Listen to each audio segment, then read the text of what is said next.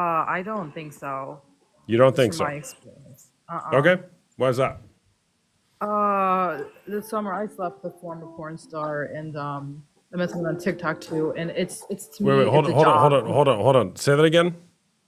I slept. I fell in love with a former porn star in July, and I talked to him a little bit about it, and it sounded like it was a job. It's you work all day, and it's not as easy as people think. It's Okay, like any other job. got it. So you And, fell in love with a former porn star. yeah, Got it. Is it a man or a woman? man. A man. Got it. And how long was he in the industry?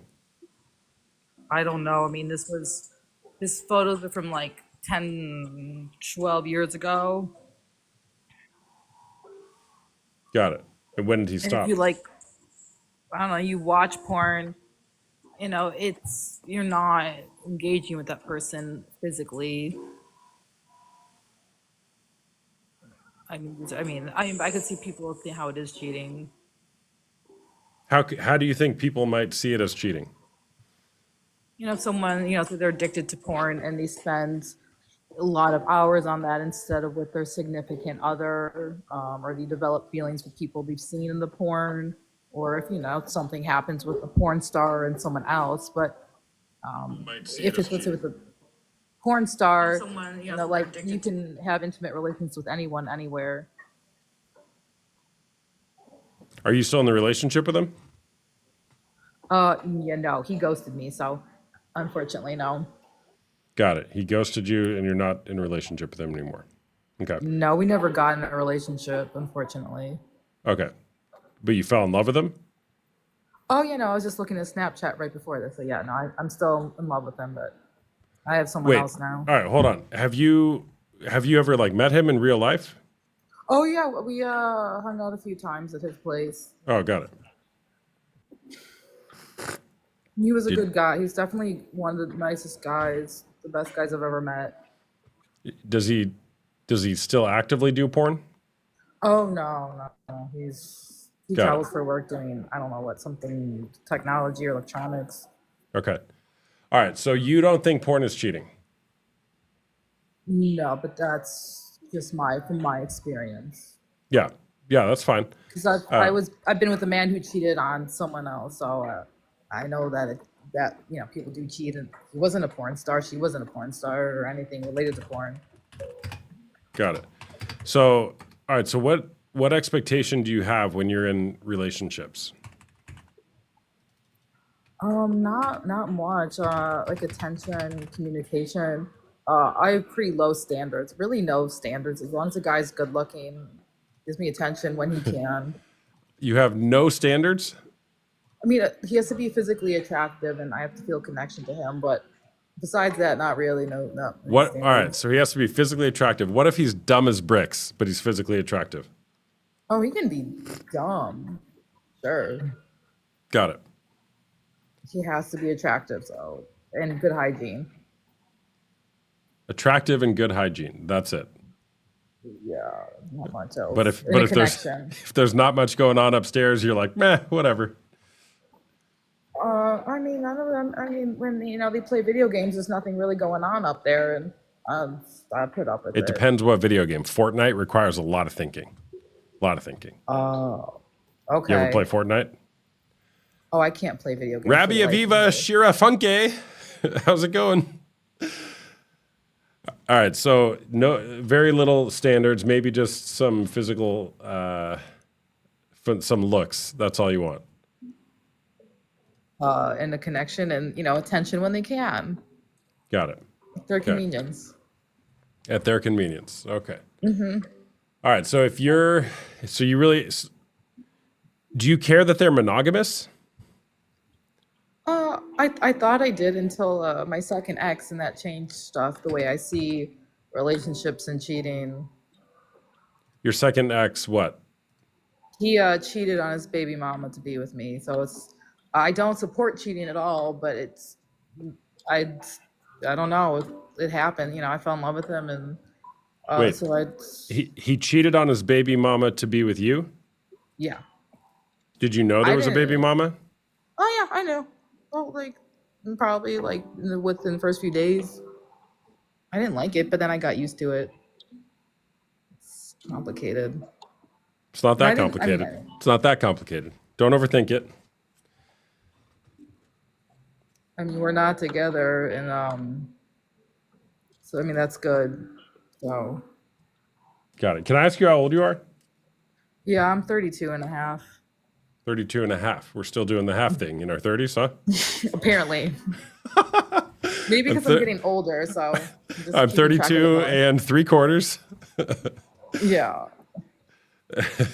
Okay. All right. Do you have any kids? Oh, absolutely not. No kids. Absolutely not. Why is that? I don't want them, and if I have them, I want to be married to someone and know they're loyal and gonna be there for the kids, like right after work, before work. Got 'Cause, it. I've seen plenty of people, women and men, who definitely were not ready to be parents. What happens to the kids? Yeah. From grown adults and also to kids themselves. Yeah.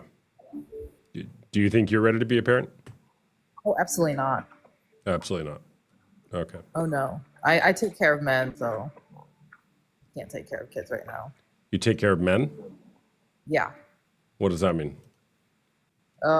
Financially, mentally, emotionally. Of like your partners when you're in a relationship? Whatever guy I'm with at the time. Why do you do that? I've been doing it for 11 years. How many partners have you had in the last 11 years? Just probably like three, and then some dating and hookups. Okay. Interesting. What are Yeah. you wanting in a relationship? What do I want? Yeah. My situation's extremely complicated, not what I expected, but I told my boyfriend tonight I want marriage. That's been my ultimate goals for since middle school. Uh-huh. And what'd your boyfriend say? Is Um, he there? Can we get him on? oh no, unfortunately not. He's long distance. Got it. I'm Does he supposed to be watch porn? visiting him. What? Does he watch porn? Does he watch it? Mm-hmm. I never asked him. You've never asked him? Call him right now. Let's ask him.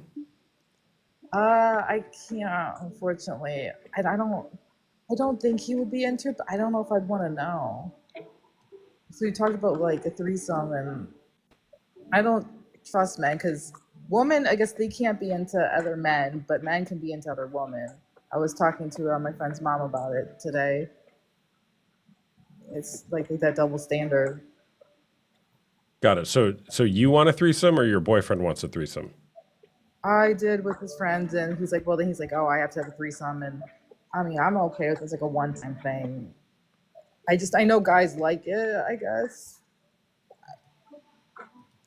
I don't need to anymore at all. I kind of want I'm very into monogamy. But you wanted a threesome? Especially, I did with the one ex, but no, that was months ago, and I got over that.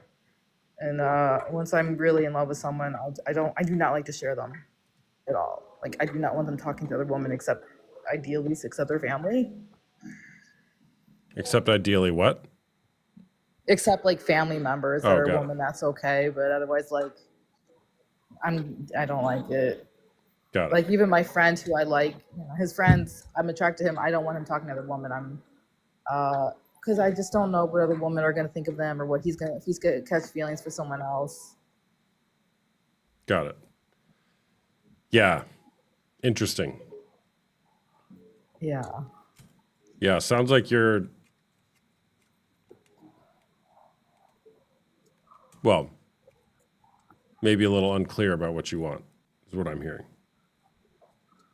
Um, I guess so. I haven't really had like relationships, and when I had, they didn't last very long. Got So it. it's just kind of new to me. And I know I want marriage, but what it entails and what you really want in a marriage, I don't know. Yeah. Besides monogamy, that's good. Like loyalty, honesty. Do you want your partner to masturbate while watching strangers have sex on the internet? Done. I need to go to quick load. I haven't, with him, I haven't thought about that. That's pornography. I don't know. I would be okay if he was doing it with me. Got it. Or if Well- he did it, just, you know, if he's having a rough day and he just told me, like, from time to time. Yeah. Yeah. All right. Well, thank you for sharing. Appreciate You're it. welcome. Thank you so much. Yeah. All right. Take care. All right, chat. We're just getting going. I got all my buttons back. Thank you, W's in the chat, for the guest. Like and share the live, people. Like and share. Tap the screen. Tap, tap, tap, tap, tap, tap, tap, tap, tap, tap. Get it up to 10,000. Tap, tap, tap, tap, tap. Look, I'm gonna help. I got my backup phone here. Look, I'll help. I'm not gonna bring on another guest till we're at 10,000. Tap, tap, tap, tap, tap, tap, tap, tap, tap. Look, you see down there, Austin Hamilton is tapping. Austin Hamilton liked the live. That's my backup account. I'm out tapping you guys. Come on, tap, tap, tap, tap, tap, tap, tap, tap, tap. 10,000. We can do it. All you masturbators out there, you should be really fast at this. Come on, should be no problem for you. Okay, I need a mod. Why do I need a mod? I have mods. Where are you at, mods? Mods be modding. Man, my arm's actually tired from that. I'm out of practice. Come on, let's go. Let's go. By the way, we got merch. The Human Space mug podcast coming soon. Porn Coach mug. These will be for sale soon, chat. I think what I'm going to do is for people who join my groups, I'm going to send them a mug. That's a new thing. New people that join my groups, you get a mug. I missed my hat mustache gift. No, I'm sorry. Thank you for the gift, James. Thank you. Give me another one so I can see it. 10,000. Come on. 10,000, like and share. And then we'll bring a guest on. Oh, my Jubilee episode dropped. It's so weird. Did you guys see my Jubilee episode? Are we at 10K? It says 8,400. No, we're not at 10K. Come on. Tap, tap, tap, tap, tap, tap. This is a lot of work. I missed it again. No. All right, 10K. We did it. We did it. Like and share. Let's go. Let's take it on. Let's take another guest. We'll do a panel tonight. Later. Hey there, what's going on? Can you hear me? Yes, I can hear you. Can you hear me? Wait, but why is the music loud? Why is it like that? Why is what? The music is loud. Oh, is the music too loud? Yeah, is it your background music? Yeah, did you hear it before too? Yeah, but I can hear the music more than your voice. Okay. Okay, hold on.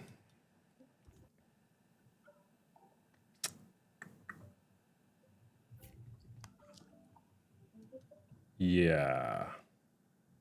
You're going to hear it twice. Well, can you deal with it? Yeah, it's fine. Okay. All right. What's going Turn on? my tablet up more. Okay, so do I start now? Sure. Start now. Ready? Begin. Okay, so the question is porn cheating? Yes, that's the question.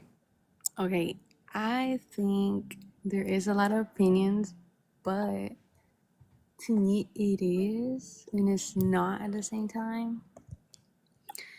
You know, I recently just dealt with something like 2-3 months ago with my boyfriend. Like, we've been together for 2 years. And in the beginning of January, I never catched him physically searching girls up or websites, period. But I would like find like sneaky stuff. Like, he would download Twitter, he would delete it as well. And, you know, it got to the point where like I actually, like, my intuition just told me to, you know, look at his phone. I went on Twitter and there was a username, but, you know, I never, like, he's always like, oh no, like, you know, I'm not doing it, or like I stopped doing it. So I told him, I'm like, you know what, like, I'm gonna give you a chance to, like, you know, fix this, and like I hope I don't find this no more, because, you know, like, it's mentally draining. like to me, I don't find how do I explain it? Like I don't feel insecure about the OnlyFans girls or like any porn star or But so ever since the last talk in January, I started to believe in and trust him. Like I would check his phone, there was nothing, period or nothing. He would even tell me that he feels like he's changing too. Like he was lying to me during those 5 months, saying that, oh, like he stopped watching it, that our sex is better, like just stuff like that. Boom, 5 months happened, like passed by. I think it was around I would say like June. Something just told me to go through his phone, and as soon as I touched that phone, I got a notification, and it was a OnlyFans subscription that declined, and I was like, oh my god, like it got to the point where you had to subscribe. Like to me, that was crazy. I was like, oh my god, like I freaked out, like I just like shut down, and then I was just like, what is this? And then he was like, oh, like that's not me, that's not me. But I'm like, bro, like your whole government name is there. Like there's no way. Like he lied about it. It took him an hour to tell me the truth because I told him that I was gonna break up with him. Like I was like, I'm done. Like this is draining. And then he was like, oh, like I promise you, like I'm gonna change. Like I'll go to therapy. This is an addiction. Like you don't get it. And I'm here thinking like, okay, like I've been trying to help you though. Like I want you to tell me like what's bothering you. Like I'm trying to help him. But then he just like told me that he wanted to do therapy, and I think I stopped talking to him for like a week, and then he started like telling me like he didn't want to lose me, he was gonna actually change. But honestly, like everything's going fine, but it's just like in the back of my mind. And where are you at with it now? I'm sorry. And where are you guys at with it now? So I told him that I was gonna give him a last chance, and honestly, like I'm holding my threat right now. Like it's literally a little string, and like I feel like if something else happens again, I don't think I could take it anymore. Because a woman can take as much to the point where like, it doesn't have to be cheating because some like it's mentally drained. Is he there? Can we But get him on? no, he's not here. Oh, bummer. Yeah, All right. So what was it like for you when you first discovered it? like him with the OnlyFans. I don't know. Like it broke me down because I started thinking like, damn, like this whole relationship was a lie. Like like you were lying to me this whole time. Like I don't know. I just feel like really like clueless. Like just questioning my worth, not in like an insecure way. Just like, oh, like damn, like was our sex even like special? Because we've had like a past before, like he was a little hoe and stuff. But like that's his past. Like it's whatever. But I'm like, damn. So like nothing is enough for you. Like you know what I mean? Yeah. So sometimes like like there I have like in my chest. Sometimes I'm like, damn, like I'd rather just be single, and not have to worry about this. But then at the end of the day, like he's a good man. Like he is a good man. But I feel like that's the only thing that's bothering a relationship, if that makes sense. Yeah. 1 second. I'm sorry I'm distracted. I'm trying to fix my YouTube feed over here, but I'm tracking with you. To the person asking if I take a lie detector test, yeah, absolutely. I haven't watched porn in over 8 years. Will I do it on a live? No. The only person I would do a lie detector for if they ask is my wife, and she doesn't want me to because I don't need to. And yes, I am actually a giant. Did you look at the Jubilee episode? So my Jubilee episode aired Friday, I think. When I got off the plane, I got a bunch of texts saying they saw it. And so, yes, you can actually see my giantism on display in my Jubilee episode. If you're interested in watching that, actually, I'll put it in my link tree. Give me a second. I'll put the Jubilee episode. I knew it was a problem. In the link tree. Okay. So everything is fine. What I heard you say is like everything is fine except for this small problem that he's got going on, right? Correct. Mason is here as well. Mason, oh, can I say that? Yeah, I can. It's all. Mason was in the Jubilee episode as well. What's up, Mason? Okay, so here's the thing: is that's a pretty big deal. The fact that he's not being faithful to you, I would say. Right. Right? It's not just a little deal, it's a big deal. How long have Like you guys that's been what you together? think? 2 years. We 2 just years. hit 2 years. Yeah, that's my opinion, right? Because I hear that all the time, particularly women, the betrayed partners, say everything else in our relationship is fine except he can't stop watching porn. What I hear is everything in our relationship is fine except he's not fully committed and fully faithful to me, Right. right? And he's Like he's lying, not and willing to change, right? he's lying, he's deceiving, he's hiding things. He doesn't have integrity in that area. That's a pretty big deal, right? A little bit of cancer will still kill a person, right? Mm-hmm. So, what are you wanting? Because you came on here and I think you said like it is kind of cheating, but it isn't kind of cheating. What do you really think? Well, it technically is because he's lying about it. You know, he's watching other girls, but yes, he ended up getting into therapy like as soon as like, you know, that whole thing happened. But honestly, like I don't know, like I feel like I'm the type to like, you know, want to see actions like instead of words. Yeah, that's And you know, smart because actions are the only thing that matters. Words of course, so don't you mean a know, whole he lot. started doing therapy, but I don't know, like I honestly don't believe in therapy. Like I mean, he's in therapy because he said it, right? And I'm like, okay, like I want to see it. I want to see change. Hmm. But I just feel like men, they just get sneakier like with things, especially if they have no self-control. So I'm just Hmm. debating now, like, you know, like I'm like obviously happens next time, like I'm done. Like I said, like I'm holding by a thread. But I do believe like porn is cheating. Hmm. Yeah. All right. So you believe porn is cheating. How long have you known that he's been using pornography? Well, he actually explained to me because you know I was like, dude, like I need you to explain to me like what do you mean by an addiction? And you know he said, obviously, you know he started young, like Hmm. most men do, and he said like it's like a urge, like when he's by himself, like you know, like if anything, I was always like confused, like how did you have the time? Because this man has 3 jobs, but you know, at some point I was just like, you know what, you don't even need 10 minutes for this, like you know. Yeah. So he told me that it started when he was younger, and then like you know, even like before, like when he would have sex with other girls, like when he was single, like he would still have urges, like it was just I don't know, like an addiction. So Hmm. you know, I try to understand it because you know, an addiction is an addiction, but I feel like if you keep lying about it, it's just cheating at that point. Yeah. Yeah. So what are you wanting to happen? Honestly, change, Change from who? like from him, like stop watching it. All right. What if he doesn't change? Then I'll just have to step away and like put myself first, since he's always putting himself first. Yeah. Putting yourself first. Wouldn't that be great? Mm-hmm.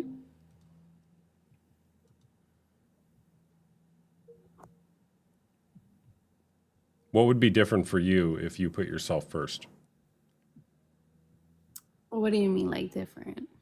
Like in your life? If you were to decide to put yourself first more of the time, what would be different for you? Probably more like a peace of mind. Like I wouldn't be stressing about it too much. Cause you know, here and then, like I work, I don't think about it. But then when I get home, I start to think like, damn, like is he doing it? Like there's no like overthinking it. Yeah. Yeah. So if you were to really put yourself first and advocate for yourself, what would you say to him? Well, you know, like I would be like you know, this is done. Like you never change. You know, I guess I'm not the one that you want to change for. And what else? Yeah. I mean, look, we can't change other people. We can lead horses to water, but we can't make them drink. That's what I'm saying. I just feel like a man would change for the woman who they want to change, especially like this. You know, like I know like cheating, like other than that, like cheating, like I wouldn't be able to tolerate that. If I can tolerate this, I can imagine cheating. But that's why I try to give him a chance, because I'm like, okay, like this is something that you could change, but if you don't, then that means I'm not the one you can change for. You get it? Yeah, I got it. So how long have you been tolerating it? I would say from the beginning of January. Okay. So almost a year.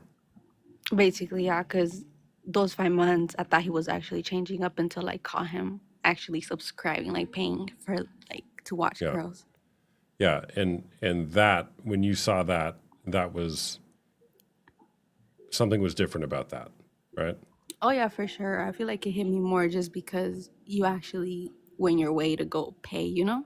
Mm-hmm. Like I feel like it's worse to me. Mm-hmm. And I did tell him that I was gonna break up with him. Like, I was just like, I'm done. Mm-hmm. But then I don't know, like, I talked to a few people and they were like, like he can actually change and like I don't know, just a lot of changing and I'm just like, damn, like should I give him a chance and see? But like I said, like, I got on this live because I'm thinking like, okay, like it is cheating, but I feel like if a person actually changed, they will. And I feel like that's what I'm like looking for right now. Yeah, totally. People can change. There's no doubt about that. People can change. Okay, but like you said, well, there's a saying in the work I do: believe behavior. Don't believe what people say they're going to do. Believe what people do. Right, of course, like actions always. Yeah, But I saw a comment like, how is he gonna prove? Well, honestly, like time, like if I find it again, it's over. But if yeah, I but don't, because well, is it really over if you find it again? I'm sorry. Is it really over if you find it again? Oh yeah, of course, for sure. And he I knows feel that. like I can't, like, I feel like the last time, like, I don't think I've ever felt that way. Like, I don't even think I cried that much back then when I found out that he subscribed. Like, it really hurt my feelings. So I feel like this time I don't think I can. Like, I really can't. What's up, Adam? Good to see you, man. Yeah. So I mean, look, the odds of somebody conquering a pornography addiction without getting some sort of help is basically 0%. Right. Okay. So, and there's always hope for change. But the question I would ask is, what is he doing? And this is for anybody dealing with this, whether you're the one struggling with pornography or other unwanted sexual behavior, or you have been betrayed. What are you doing? Or what is he doing to actually work on this? Anything, like, when have you ever accomplished anything in your life without getting help, without reading a book, without talking to somebody about it, without putting time and effort towards it? If you want to see what's important to somebody, look at where they spend their time and their money. And that will tell you everything you need to know about what is important to that person. Right. Of course. Like, I mean, he's in therapy now. He plays soccer. Mm-hmm. And, like, I guess his parents know about it because they got involved and stuff. And, like, I don't know. But Good. it's just, like, in the back of my mind, I still, like, don't trust it. I just hope for the best now. Yeah. But, I mean, on his free time, is he's by himself at home with his parents and stuff. Like, if he's by himself, he goes out, like, with his friends instead. Yeah. But then, there's times obviously that he's gonna be by himself in the house, and I obviously overthink it. But I just be hoping for the best now. Yeah. But allegedly, he's keeping busy now, I guess. Yeah. Well, that's good. And what I would ask is, how could you get, like, he's doing therapy, so how could you guys have some sort of check-in process to where you cannot have to be hyper vigilant all the time about what he might be doing? Do you have anything like that? Like, what do you mean, like access to things? Well, yeah, like right now you're just like, oh gosh, I hope I don't find it. What if he could proactively be showing you, telling you what he's doing in his recovery so that it'll Oh, ease your mind? well, I told him, like, you could talk to me about it, like, if you're having those urges. Like, back then, he only told me once before when he was in his healing progress. Like, he was like, well, I'm starting to feel the urges. And I'm like, okay, like, you can just call me, we can talk about it. But that was just once. And then I'm just like, that's just so weird. Like, how can you just happen and have an urge once? But I mean, lately he's been telling me he's been stressed and a little depressed because of work. So I guess he doesn't have like those thoughts right now, Mm-hmm. which like I try to believe him and stuff, but I try to. But I mean, I do have access to his phone. He's never been the type to like be sneaky. He's always gave me his passwords, like, for everything. Like, it's not like sneaky, like, but I guess with that he was being sneaky Mm-hmm. to the point where he got even sneakier and started paying. Yeah. Yeah. Well, I'm sorry you're going through that. It's okay. What support do you have for people who are supporting you through the betrayal? Honestly, nobody. Why? Just me and my thoughts. Honestly, like, I don't know, like, I've been thinking lately, like, maybe, like, Like, I don't believe in therapy that much. I do believe that it's nice to talk to somebody, especially if you don't have nobody to talk to. I feel like it's good to like talk your feelings out, or, like what you feel. But I've been thinking about it, like, to like sign up and see, like, just like talk about everything. Yeah, well, look, it's really important for the betrayed partner to have a place to talk about it. Whether that's therapy, whether that's a support group. I have Right. support groups, whether you join my group or not. I care because it sounds like you're really going through it. But getting in some sort of community is really important for you, especially in a place where people can understand what you're going through. Right. Because it's very lonely to be in that place where you think that you're the only Of one. course, it's like just you and your thoughts, honestly. Yeah. Yeah. So if you want to, my name's Austin, by the way. If you want to schedule an offline call, I'd be happy to chat with you and maybe point you in the right direction. But I would really encourage you to find a place to be able to talk about it.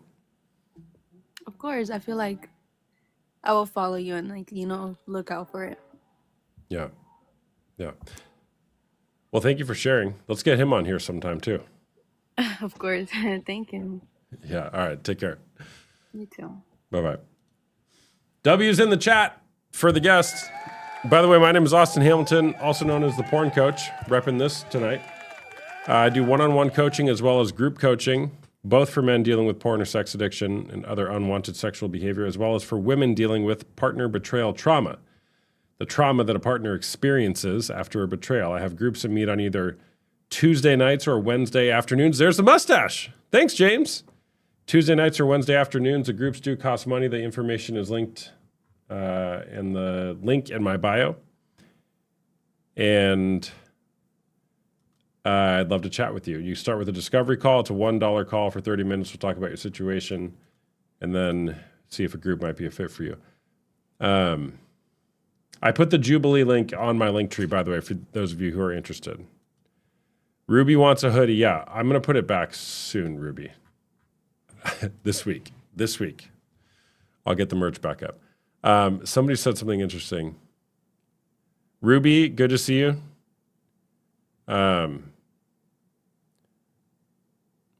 How men will want to keep doing it because you challenge his trust instead of being active with them. Come on here, Rudy. Let's chat, man. Let's chat.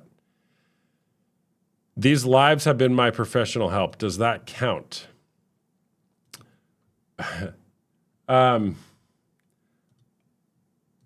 Look, yes, I think.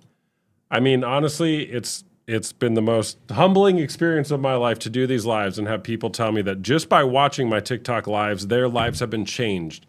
Their relationships have been changed. Their marriages have been transformed.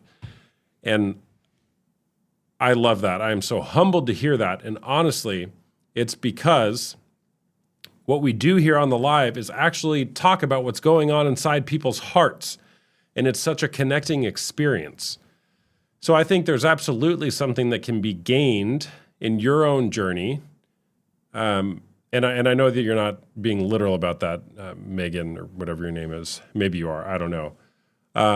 But I wouldn't replace it for actually going and getting some professional help on your own. Okay? I wouldn't consider it to be a replacement.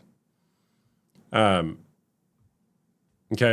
Because the main reason is because you, the general you, but you actually going into a place and being vulnerable where you're showing your face, you're showing your heart in what's going on, whether that's in a one-on-one type relationship or in a group type relationship, that is transformational in and of itself. Okay? So, but I love that.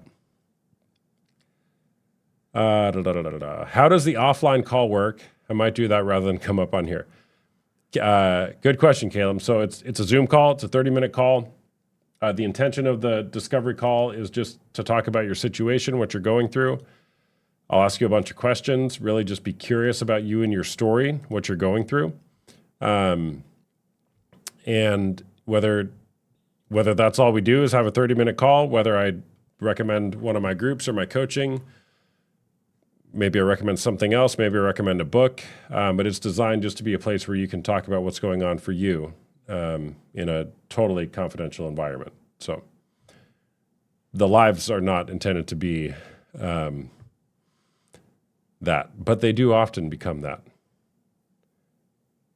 The women's group or Discord would be a great place to start. Yeah, Discord's a little meh. I don't really push that anymore, but you asking for passwords means there's no trust in a relationship. Yeah, sure, but if that's the case, then let's start building some trust in that relationship.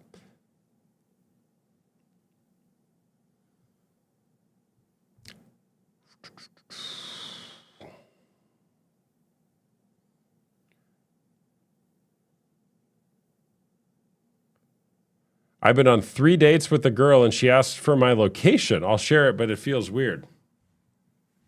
That might be a little soon. I don't know. But I think you should talk about porn within the first 5 minutes of dating someone. So, but I don't know. I also share my location with a bunch of people, and I don't know. I don't care if you want to know where I am. We're getting the hoodies back. What about making bad decisions after you leave? That's me. Angela, what'd you do? What'd you do, Angela? We'll bring a guest on here in just a minute. After having a bad day, I got on. Hoped you're on. Here we are, Angela. Here we are. I'd have to install Zoom. Yes, you'd have to have the Zoom app, Caleb. How do you help a partner that most likely has an addiction? Amber, first of all, I'm sorry you're in that situation.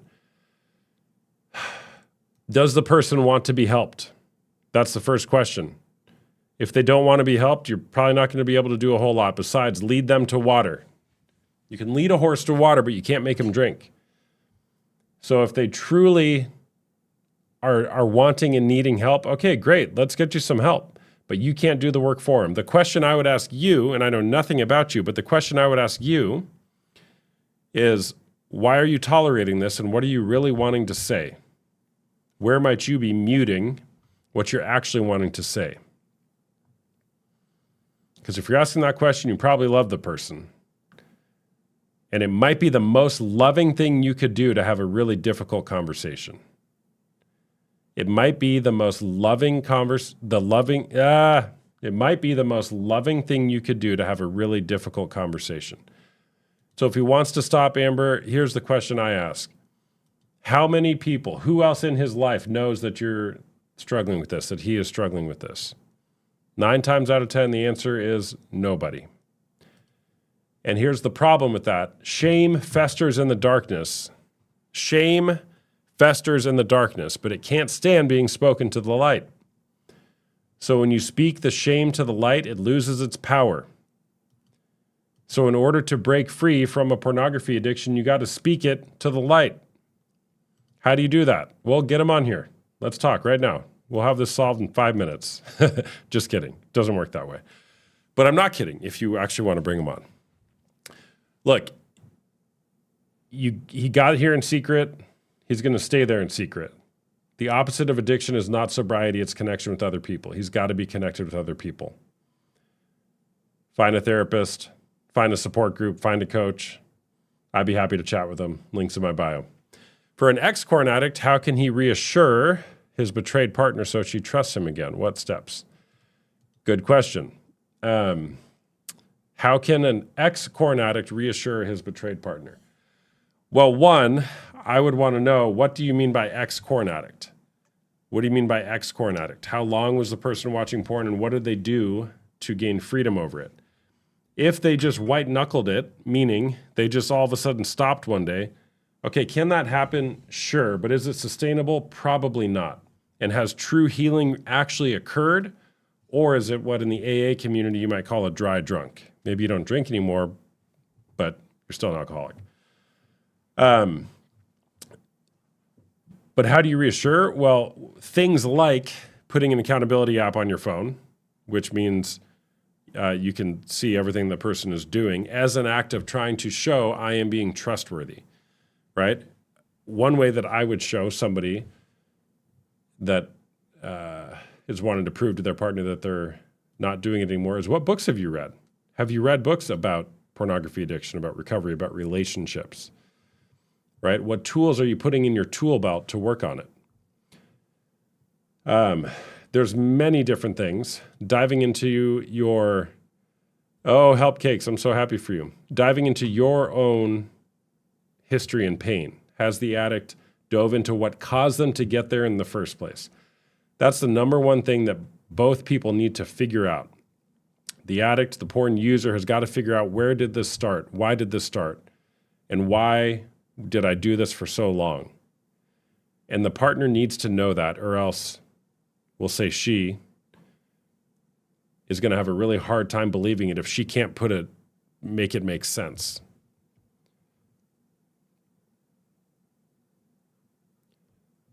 What's your response to the person that wants to be free but wants the easy way out?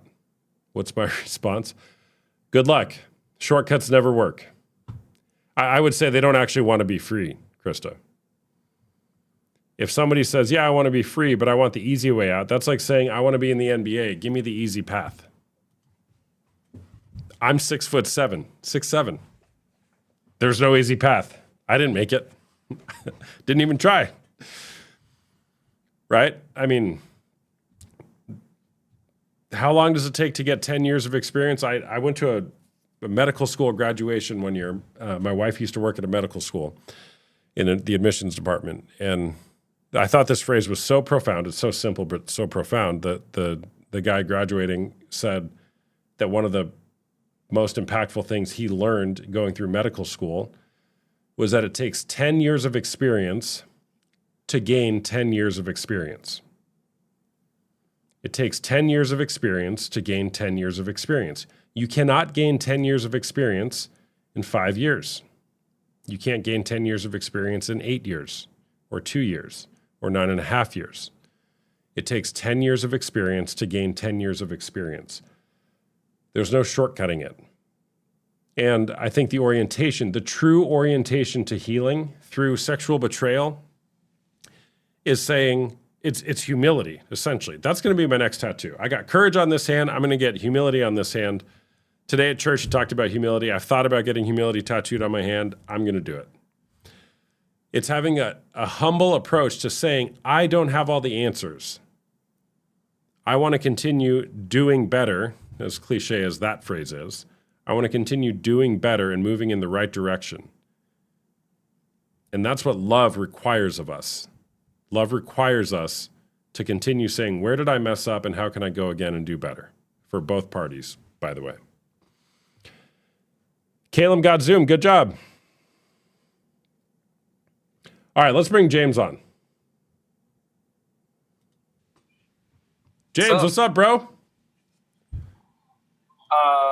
Wait, hold on. I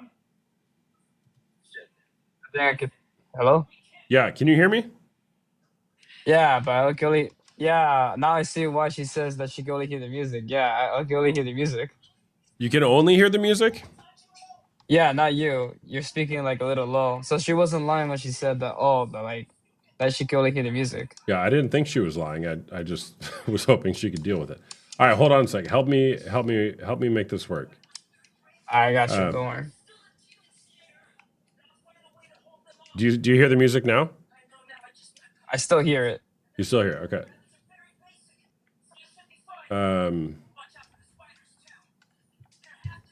What about now? Unfortunately, I still hear it. Really? That's crazy. I know. I like he was like she wasn't lying when she said that. Yeah, now I see why. No, I got it. I didn't think she was lying. Now you're good. Don't worry. Well, tell us what's going on, man. As of now, everything's good. You know, I'm just happy that it's been like 2 or 3 years that I haven't done that. So I'm just happy. It's only been about 10 days since you unfollowed all those thirst traps on TikTok, though. Oh yeah, I know. But Guys, remember James? Remember James? Oh my god, you can hear your TV in they're just a couple roommates watching Demon Slayer. I have no control over that, to be honest with you. What if I I do mean, that? Tino, I'm What gonna be can you hear the music now? I still James? could hear it. Yes, I You can still still can hear it. hear it. WTF, chat, can you hear the music right now? I mean, no, like, okay, let's just say this. Like, if once, like, I leave this call, right, I'm only gonna hear your voice and then the music. Once, like, someone joins, like, they only just hear the music, but your voice is, like, a little low. That's the only problem. No, I got it. I got it. The chat can't hear the music now. Why do you hear it though? I think it's his TV. No, I'm being serious, guys. Like, It's not his TV. It's for sure on my end. I know that. Wait, what I am about putting this? on What about headphones. this? Can you hear it now? Oh, there we go. Yeah. Oh, Okay. finally. Okay. Hold on.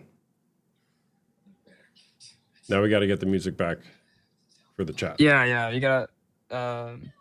Yeah, we have to get that music back. We got to have the But what I music. was gonna say is that. All right, hold on. Chat, can you hear the music now? I can hear the music, but it's really low. But I can hear your voice. That's the good thing. I can hear the music, but it's really low. But I can hear your voice. That's the good thing. I can hear the music, but it's really. All right. I think we got it. Yeah, I think we fixed We it. don't hear it, but that's fine. Okay. We got to have the music though. Got to have the music. We need elevator music. She said. That's Yeah, crazy. we got to have it. It's not. It's not cheating. What are the chances you will ever meet in real life? We all fantasize. All right, I think we got it. I think we got it. I That's think we what got Rose it. Chat. said. Wow.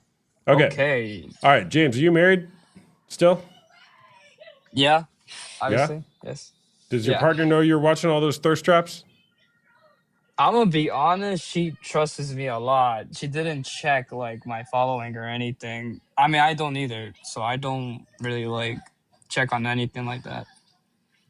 Those were So probably like mommy years ago or something. I'm gonna be honest. Hey, I did not know. I'm gonna be honest.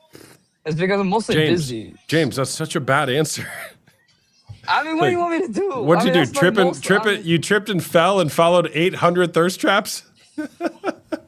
I mean, that was like back then. I mean, that's probably when I first met you. Maybe that's the first time. I mean, because I'm gonna be honest. I mean, yeah, I know, but that's like the honest truth. Like, I know. I got you, man. I'm giving you a hard time. I'm All right, not what do you want to trying share? I'm going to like- bring another guest on. what I want to share, to the girl that said that that the boyfriend wouldn't stop and he got caught the second time. I don't know. I feel like in some way you can only give someone like two chances for like to change, right? And then after that, it's already done. Like, how do you? Only two? Is that science? I mean, listen. The first time, okay, that's fine. But the second time, okay, now you're pushing it, basically. Nice. That's the best thing I could pretty much say. All right. All right. Thanks for sharing, man. Stick around, okay? Yeah, don't worry. I'll stick around. All right, man. See ya. See ya. Look, I don't know the right number of chances to give. I don't know. Man, I got heartburn. All right. Sorry for the audio issues, chat. I got all these new gadgets here, and one of the problems with TikTok is I can't test it all out unless I'm actually live, because having guests on, I can't like simulate what it's like to have a guest on. So let's bring another guest on.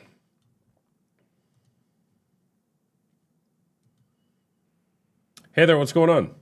You love this. Hello?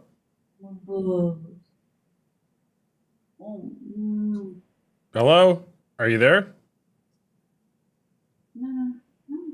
Groundhog? Hello?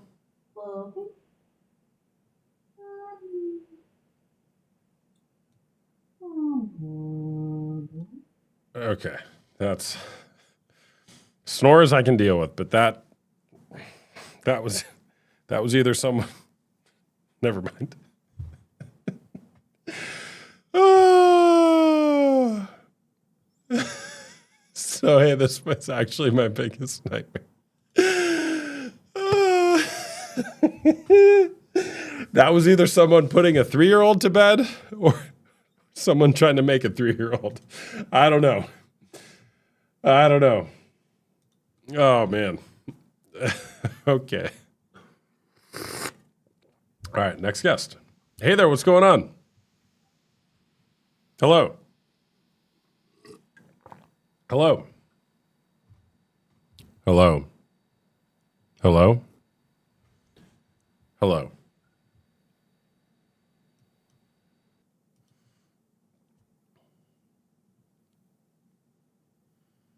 So, Caleb, you got Zoom. Did you schedule the call?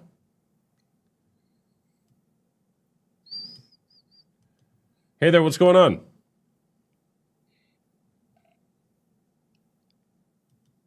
Ooh, that might have been a snore.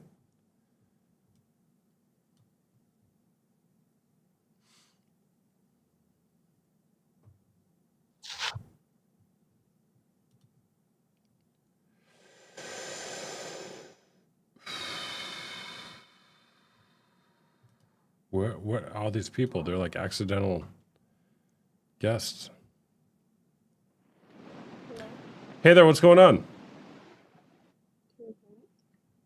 I can't hear you. It's very, very quiet. Hello?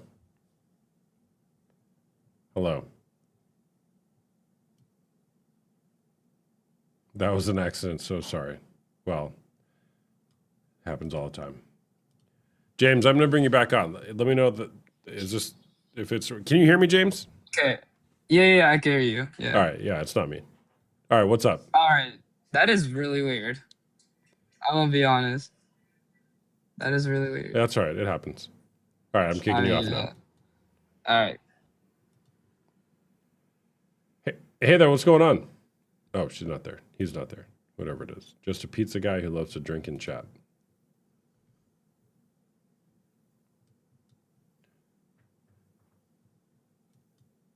K9, you there?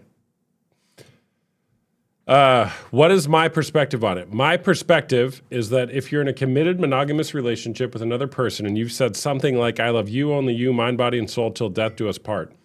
If you deviate from that, whether it's using a person on a screen or otherwise, I believe that you have gone against the agreement or commitment you made in the relationship and you're therefore cheating. What do you think?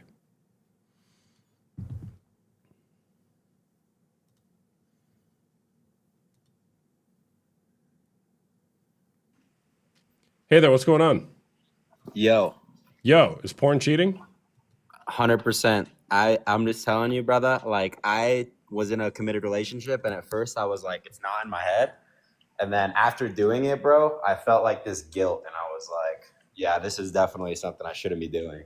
So I told the girl that I was with at the time that I did watch it, and she was just like, she was cool about it because I told her. She didn't have like a bad reaction, but after you do it, you have that guilt, and there's a reason why you have that guilt. That's God telling you, you shouldn't be doing that. Mm-hmm. My Got opinion. it. Yeah. All right. So you don't watch porn anymore? No, I'm not even in that relationship anymore, but I still don't watch it. Just 'cause I feel W's like in the it's just chat. helpful. W's in the chat for Tino. So yeah, that's my opinion on it. But I used to do that shit a lot, bro. Like a lot. I'm not gonna lie. And I think that it's just not who I am. Like, you shouldn't be looking at just getting off on girls like online, bro. You should be like trying to meet people and build relationships, and that's how I looked at it after I did it. Like, I'm not gonna lie, like 1,000 times, but yeah. Yeah. No, I got you. How old are you? I'm 25, bro. 25. How old were you when you started watching porn? Probably when I was really young, dude, like 16, and it was like really bad. I used to do that shit like 3 times a day, bro. Like on certain days, right? When I was like growing up, and then I realized like it's just not good for me. Like eventually, it took me all the way till I was 25 to realize that, or I was like 24, so it's been a while. Yeah. Well, that's all right, So man. Better late than never, right?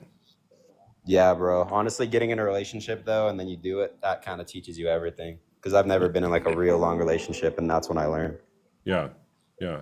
Good So for you, man. What advice would you give to a young gentleman who watches pornography?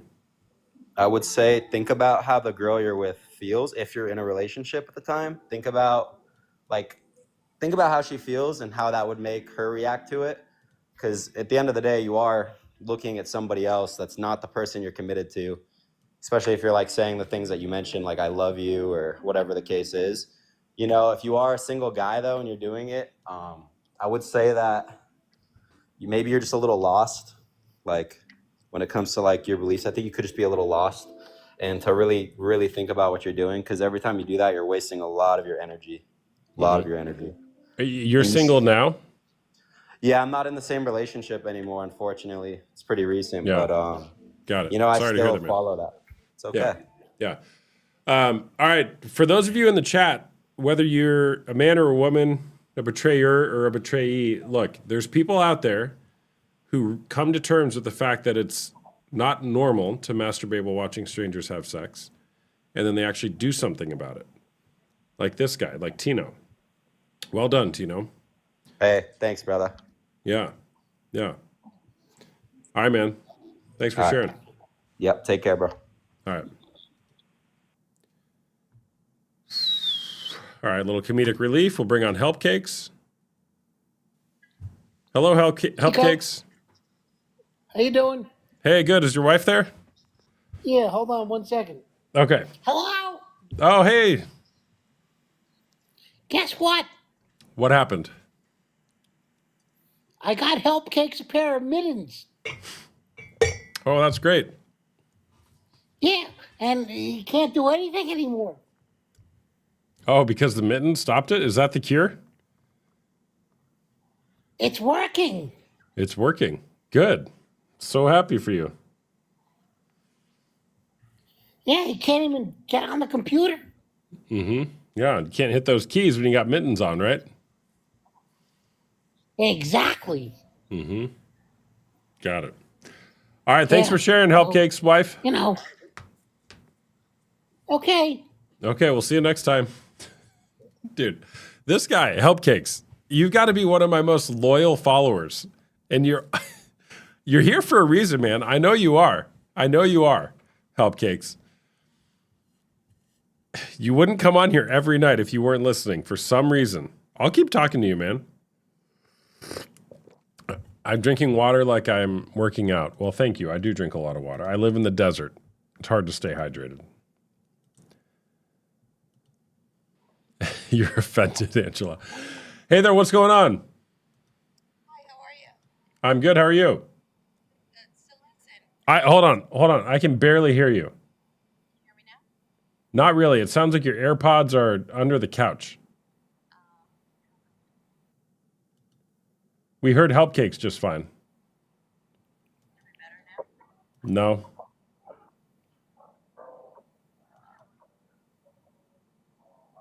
Still not better. Is porn cheating though?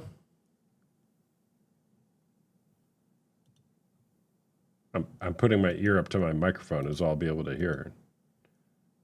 Hello? Hello? Hello. Oh, there you are. Now we can hear you. Okay, great. So, that's my question to the gentleman, to all What of was your them, question? really. So, is porn cheating? I was in this relationship for 5 years. Recently broke up with this guy. He will watch porn every morning. I'm a very sexual person, but he wouldn't have sex with me. He would rather have sex every morning, and I would think that would be okay because every guy needs to have it, here and there. But that was my problem with him. So, is it or isn't cheating watching porn? All right. So he would need to have sex every morning or watch pornography. Watch porn every morning, Got it. but not having sex with me during the week at all. Yeah. Got it. Well, do you think it's cheating? I thought that it wasn't because, I guess guys needs to have it, but when it's very usual, like every day, I think it is now. Because I never rejected him. I never said no. Actually, I was very out for and ready for whenever.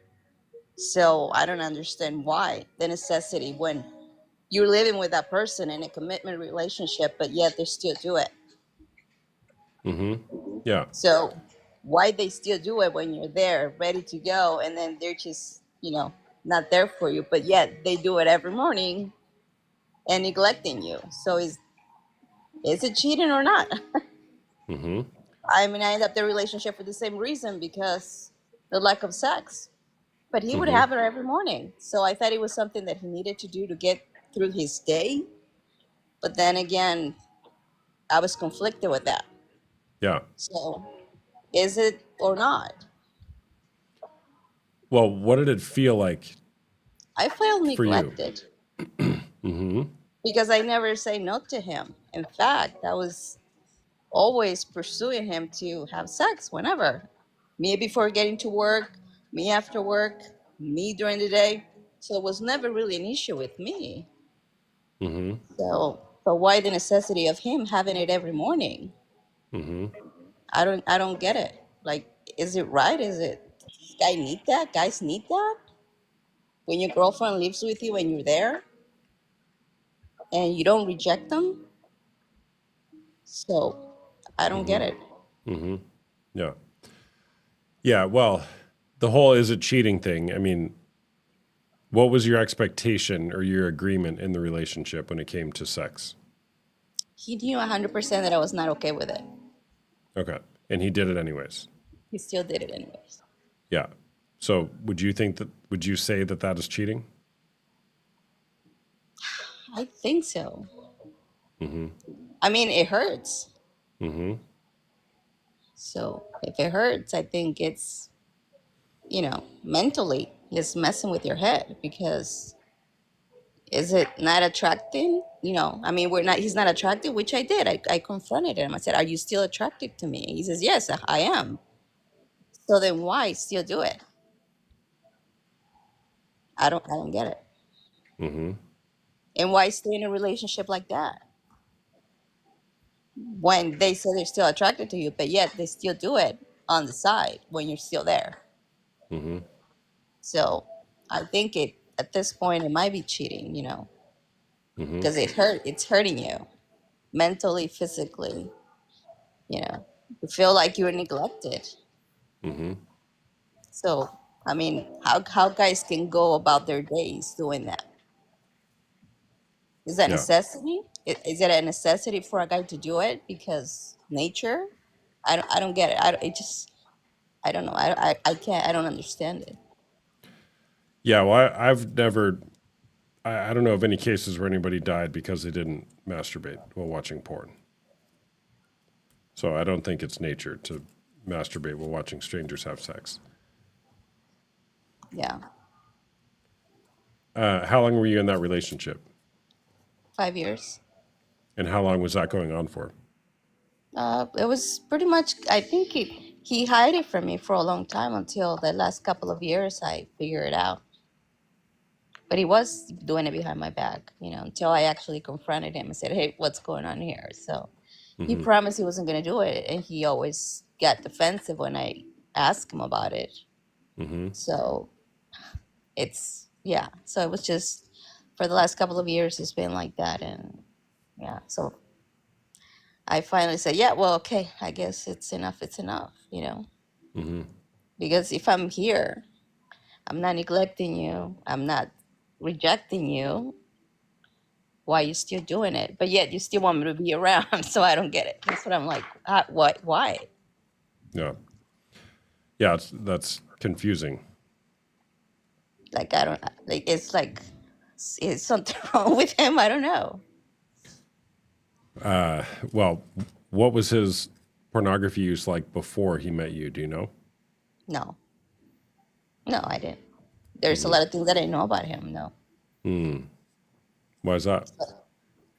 Well, because I gave him his space. He lived in his place, and I let him move into my house. So he was living with me now. So that's how I knew more of his habits, once he moved in. Because I didn't know before. But then when he moved in with me, then I realized that things were happening, right before I left work, or, I had to leave really early. And even then, I would say, you know what, I could stay. I can spare a couple of minutes if you want to. It's fine. I'll be late to work. But even that didn't work. Mm-hmm. So yeah, that's the only way I found out about it. Yeah. So I was never able to like really really ask him the reason why. What was it behind it? Because he always got defensive, always deny it, and so it's like, what do I have to do? Put a camera here and show you that you did? So it's like it was really hard, but I think it is cheating because it's hurting you. Yeah. Ruby said, I love how she asked if there's something wrong with him instead of if something was wrong with herself. A mistake that she made, and I'm glad she didn't. Yeah, and I'm not going to say there was or wasn't something wrong with him. I don't know. I've never talked to the guy. But you dealt with that for years before the relationship ended. Yeah. I mean, it's really hard because when you confront a guy, they always deny it. They deny it until you have hard proof, and ask them, yeah, look, this is what's happening. Why are you doing it? And then yet they promise not to do it, but they go back doing it. So it's just something and that's what I said. I mean, because besides the fact that he would do it, I would just let it go, let it fly, and we wouldn't have any issues. But then again, you think about it, it's like, wait, what about me? It's like I'm not getting. I'm not gonna go out there and cheat on him. When an actual person, I'm trying to fix my relationship, but rejection, and when they do that, it's painful. So I think it is cheating. I think so.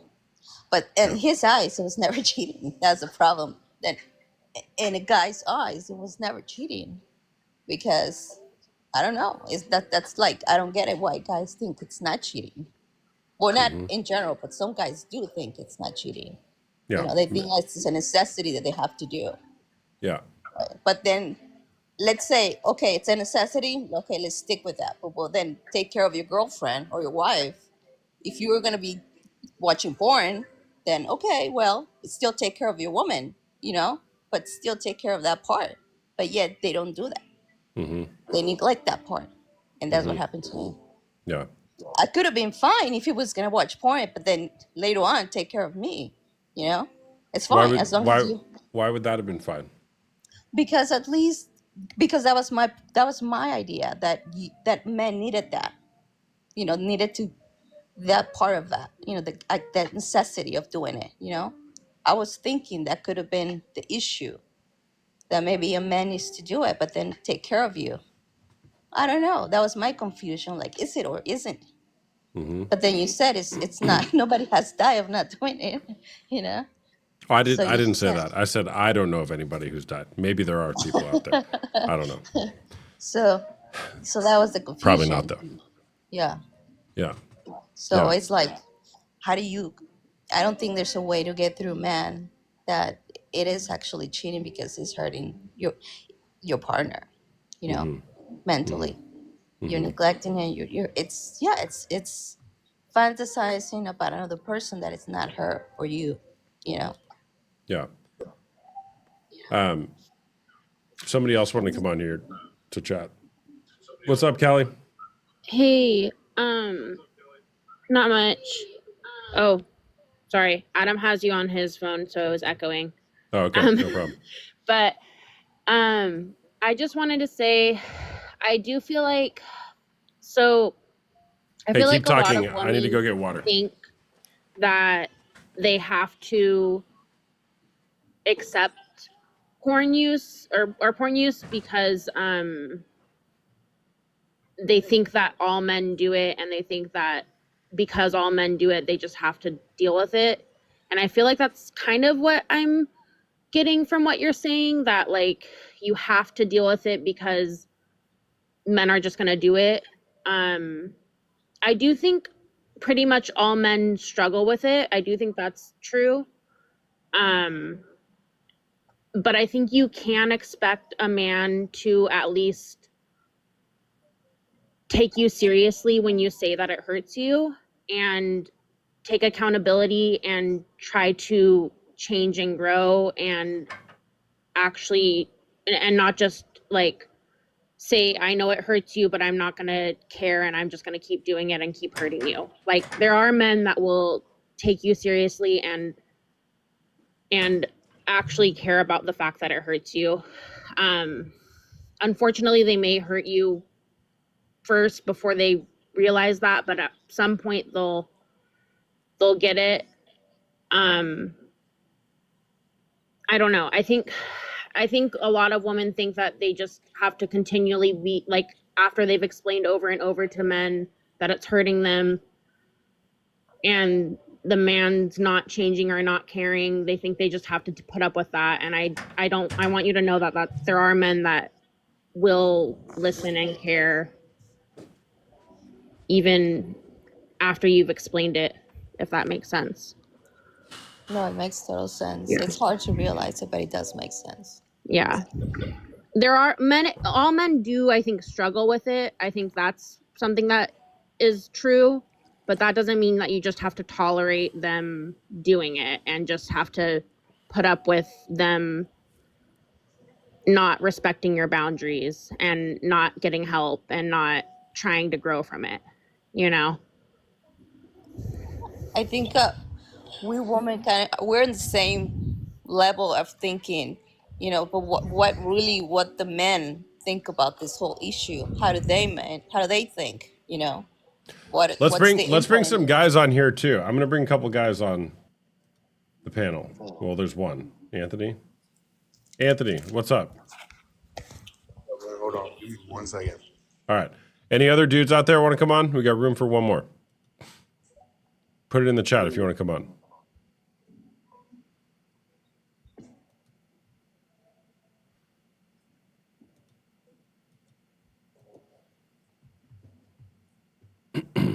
Because it's crazy. Sometimes guys think it's not cheating, you know, and why is it? You know, that's the Why whole do- thing. That's why, To that, if she's saying, why do guys think it's not cheating? Why do guys think it's not cheating? Yeah. I think it's because like we rationalize it in our head that we try to like distance ourselves from the fact that it is.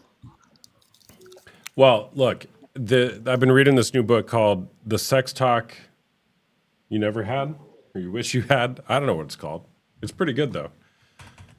The Sex Talk You Never Got. And he talks about how, one, like sexual arousal is totally normal. There's nothing wrong with sexual arousal. In fact, it's required in order to reproduce. The thing is, you know, the way I language it, or have up until now, is you can't help the first look, but you can help the second look. I actually like the way this author, Sam Jolman, puts it better, and I'm going to start to change how I say it. The essence of it's the same, though. Is he says, and he's actually quoting Sheila Grigori, who wrote another book that I have on my shelf over there. Sexual arousal is fine, it's normal, it's needed, it's required. That's how relationships even happen in the first place. However, there's a line to where integrity begins, to where particularly when you are going to be in a monogamous relationship, that's when your integrity starts. So now I'm saying I'm going to be just with this person. So even while there may be beautiful people out there, because there still are, I'm choosing to just stop it right there. I'm not going to go and let my thoughts run wild with a person like that, because I'm committed to one person now. I'm going to uphold what I'm committing to in this relationship. And that shift is very difficult, which is why, or one of the reasons why, infidelity is so common and pornography use, right?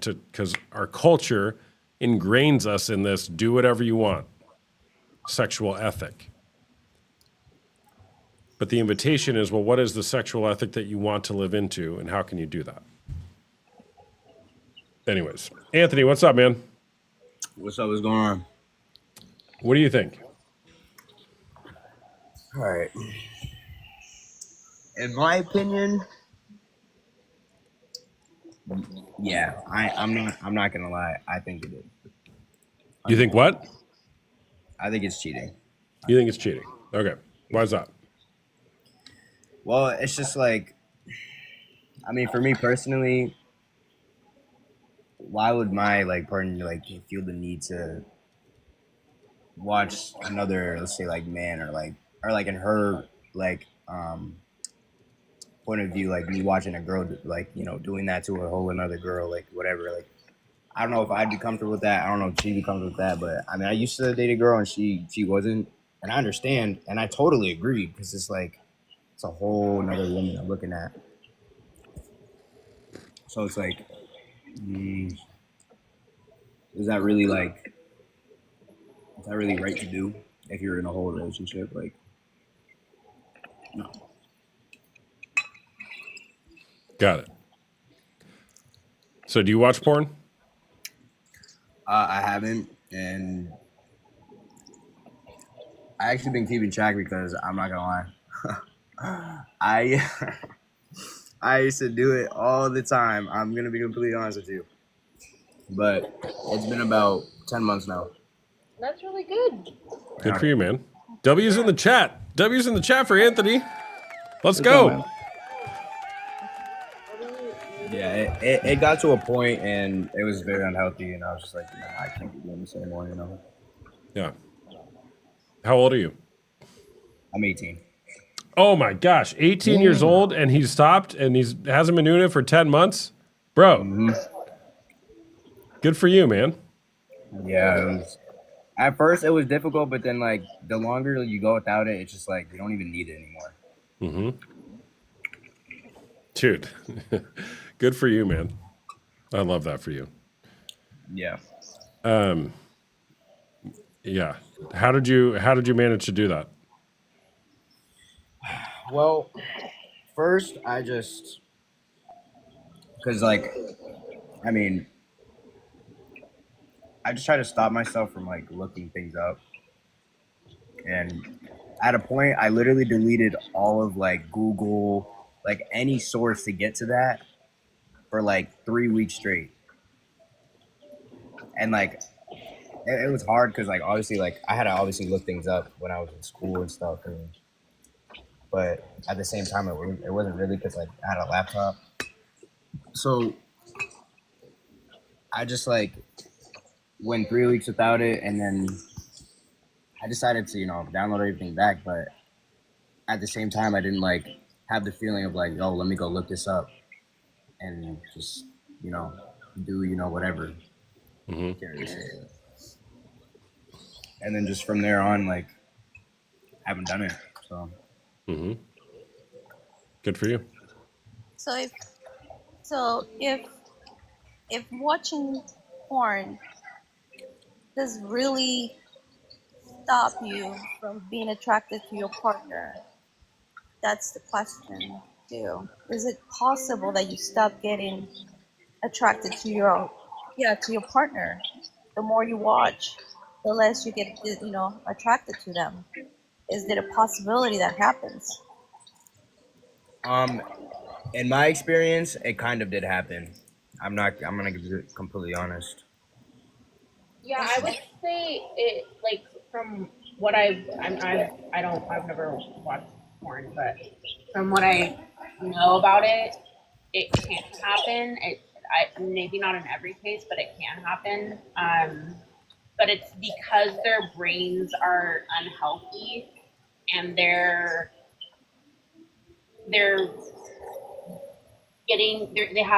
brain's addicted to porn, and they're developing like their brain's getting more and more unhealthy, so they're developing an attraction to like an unhealthy thing. If that makes sense. So I don't know. Basically, the attraction dies, but then you still have actually emotional feelings towards that person. I mean, you can still love that person, but then yet you're not physically attracted to them. I don't know if that's even possible. I can explain this one for you a little bit. Yeah. Because like for me, it was the loss of attraction because I felt like with the addiction in it, it was the next best thing for me. If that makes sense. Yeah. Well, here's what's the next dopamine hit? Yeah. Think about it this way. By the way, Callie and Adam, you guys are echoing a bit. I don't know if you guys both have the live on still there, but I think it's making an echo. So if you're just focusing on one partner, that's going to be what you're desiring. What you look at affects your desire, though. So if you're spreading out who you're looking at sexually for sexual gratification, it's going to dilute where you're looking, right? So instead of it just being your partner, say now you have your 10 favorite videos or your 10 favorite porn stars plus your partner. Now you're spreading your sexual energy, as some might call it, out towards a bunch of other people. So how couldn't it dilute your desire for your partner? Now, maybe there's 100 people that you're watching. How could that not dilute the attraction that you have for your partner? Yeah, what if there's no specific person you're watching to? Well, even if, yeah, I mean, just when you look at it, you're not focusing on your partner. You're focusing on a bunch of other people and maybe your partner as well. Yeah. That makes so much sense. Yeah, so then the question is, Avla, I don't know how to say her name, but is it cheating? I mean, yes, that's the question here. That's a conversation starter, and I think it's a great conversation starter. But really the question is, what do you actually want? Not you specifically, but the general you. What do you actually want? What sexual ethic do you actually want to participate in with a romantic partner? Do you want one where you're competing with pornography? Because you cannot win that game. You will never win that game. Pornography will win 100% of the time. That's like people who say like, oh, marketing doesn't affect me.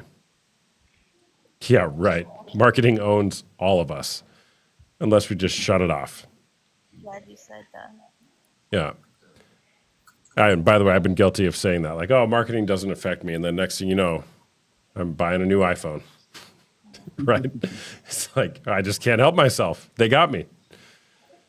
And I struggled with that I can still struggle with it from time to time, like feeling like you're not enough. I feel like that's what you're kind of struggling with.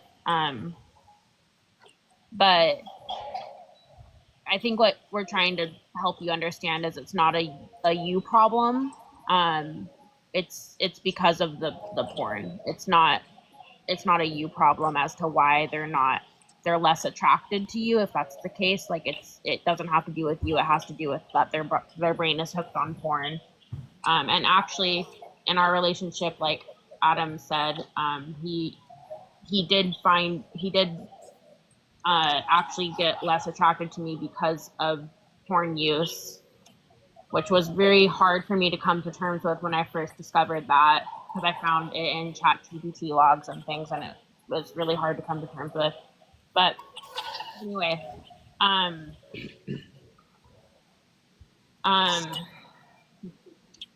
have been able to get over that because I've realized it's because of the porn use, and he has become more attracted to me because he's not looked at porn for like about 2 months now, or for over 2 months.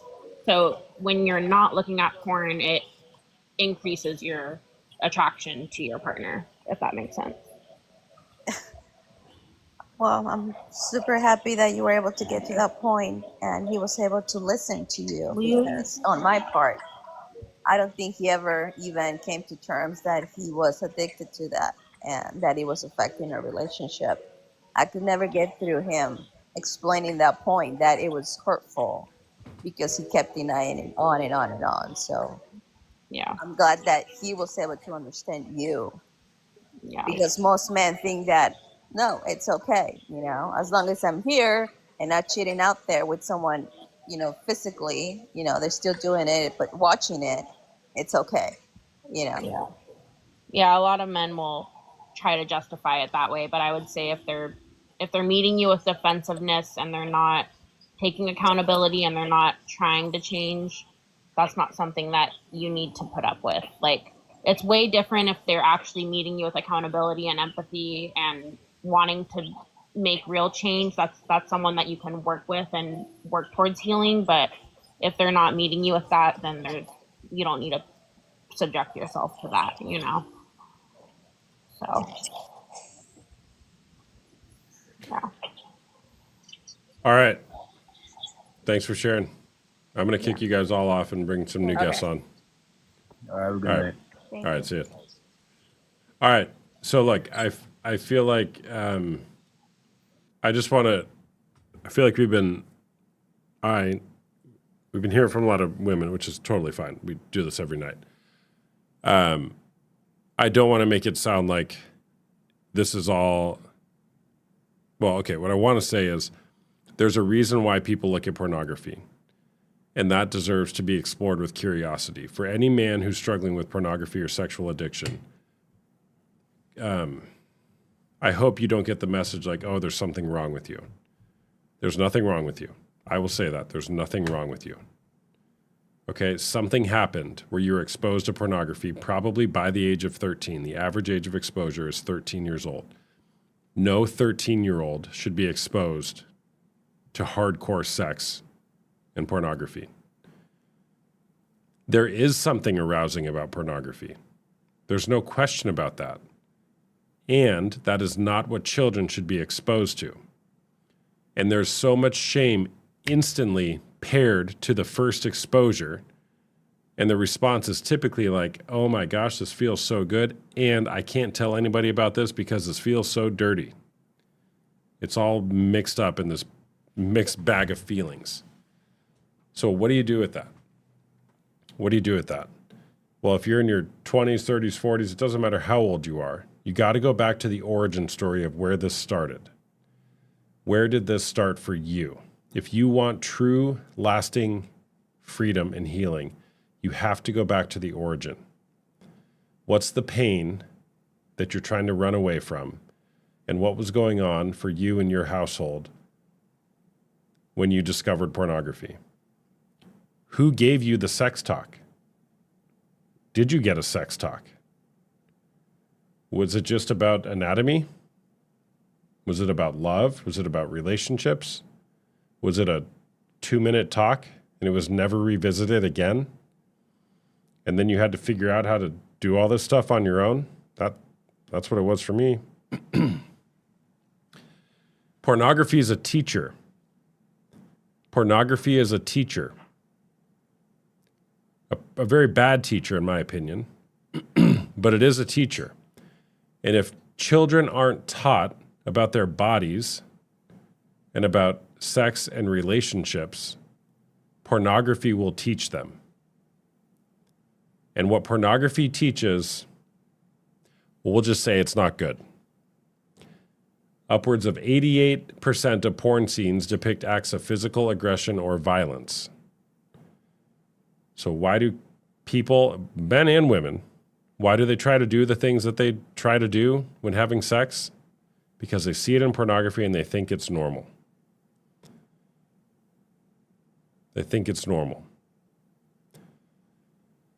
So I have such compassion for men going through this because culture can make it seem like, oh, you're just a pervert if you're watching pornography. Maybe that's true. I don't know. But I think there's a bigger story. Look at the story compassionately. What happened in your story? And what would it take to be free from that? And by the way, if you want to join my coaching group, you can go to the link in my bio and schedule a call with me if you want to chat more. All right, back to guests. Back to guests. Angela, did you actually want to come on here?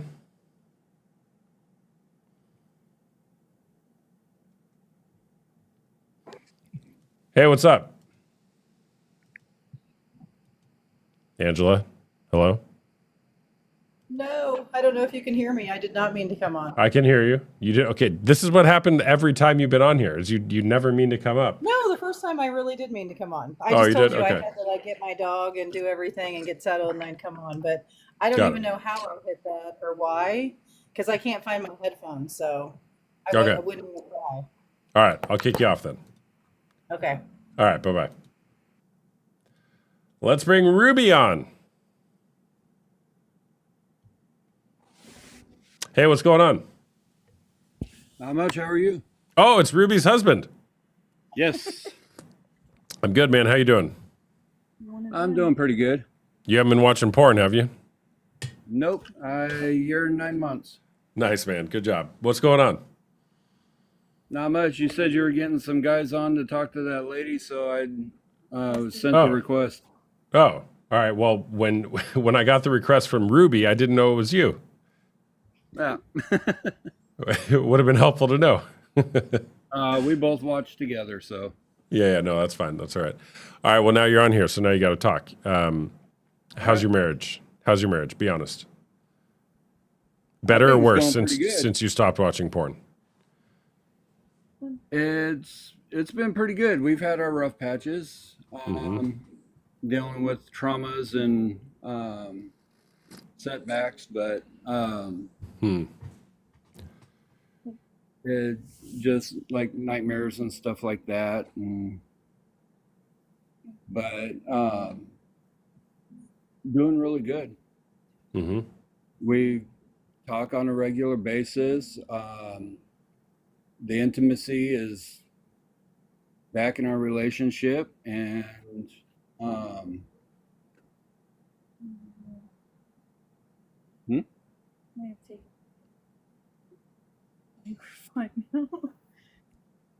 We know you're there, Ruby. We can hear you. Oh, he has my phone. our phone's sitting like in between us, so. But yeah, no, we're doing really good. Good. Just getting back on track and working through it day by day. Yeah, good. Yeah, and I appreciate you guys sharing that, because here's the thing. Just because you stop watching porn, it doesn't mean that all of a sudden you have a great relationship. You're like, everything is like perfect, right? I mean, I wish it was that way. But maybe I don't, because that isn't realistic, right? The goal is not to stop watching porn, though that's good. The goal is to actually start living in a way to where you can build an intimate romantic relationship with your partner. So that's the work you guys are doing right now, which is awesome. And it's very hard work. It's taken a while, but I think we've gotten there. I mean, we're not like, I'm not at a point where I'm sitting here like questioning everything you're doing all the time. And we talk about stuff if there's ever any concerns, and we don't have any issues. Like, we connect better, we talk better. We get along just a lot better. You're not as angry and frustrated all the time. Not trying to hide all the time. Good for you, man. Good for you. Yeah, it's been a lot of work on my end too, because I've had to stop hiding from my my emotions. I've had to stop hiding from. I had to do a deep search and find out what I was actually hiding from, what my trauma, so to say, growing up that resulted in my porn addiction. For me, it was the both my dad split when I was young, but my mom remarried. But my mom and my dad both worked. They had 2 more kids. They were my responsibility. I get home from school, I was watching the kids. The affection from my parents wasn't really there. I always had to search for it. And just one day I want to say I was probably around 11 or 12 maybe, and I went to go look for something in my dad's room, and I found his magazine stash underneath his pants in his dresser. And I was, other than my little brother and sister, I was always home alone. So my trauma was loneliness and the lack of affection. And so I found a way to cope with that. And with the introduction to relationships and stuff like that, I've always sought out relationships. I've always sought out,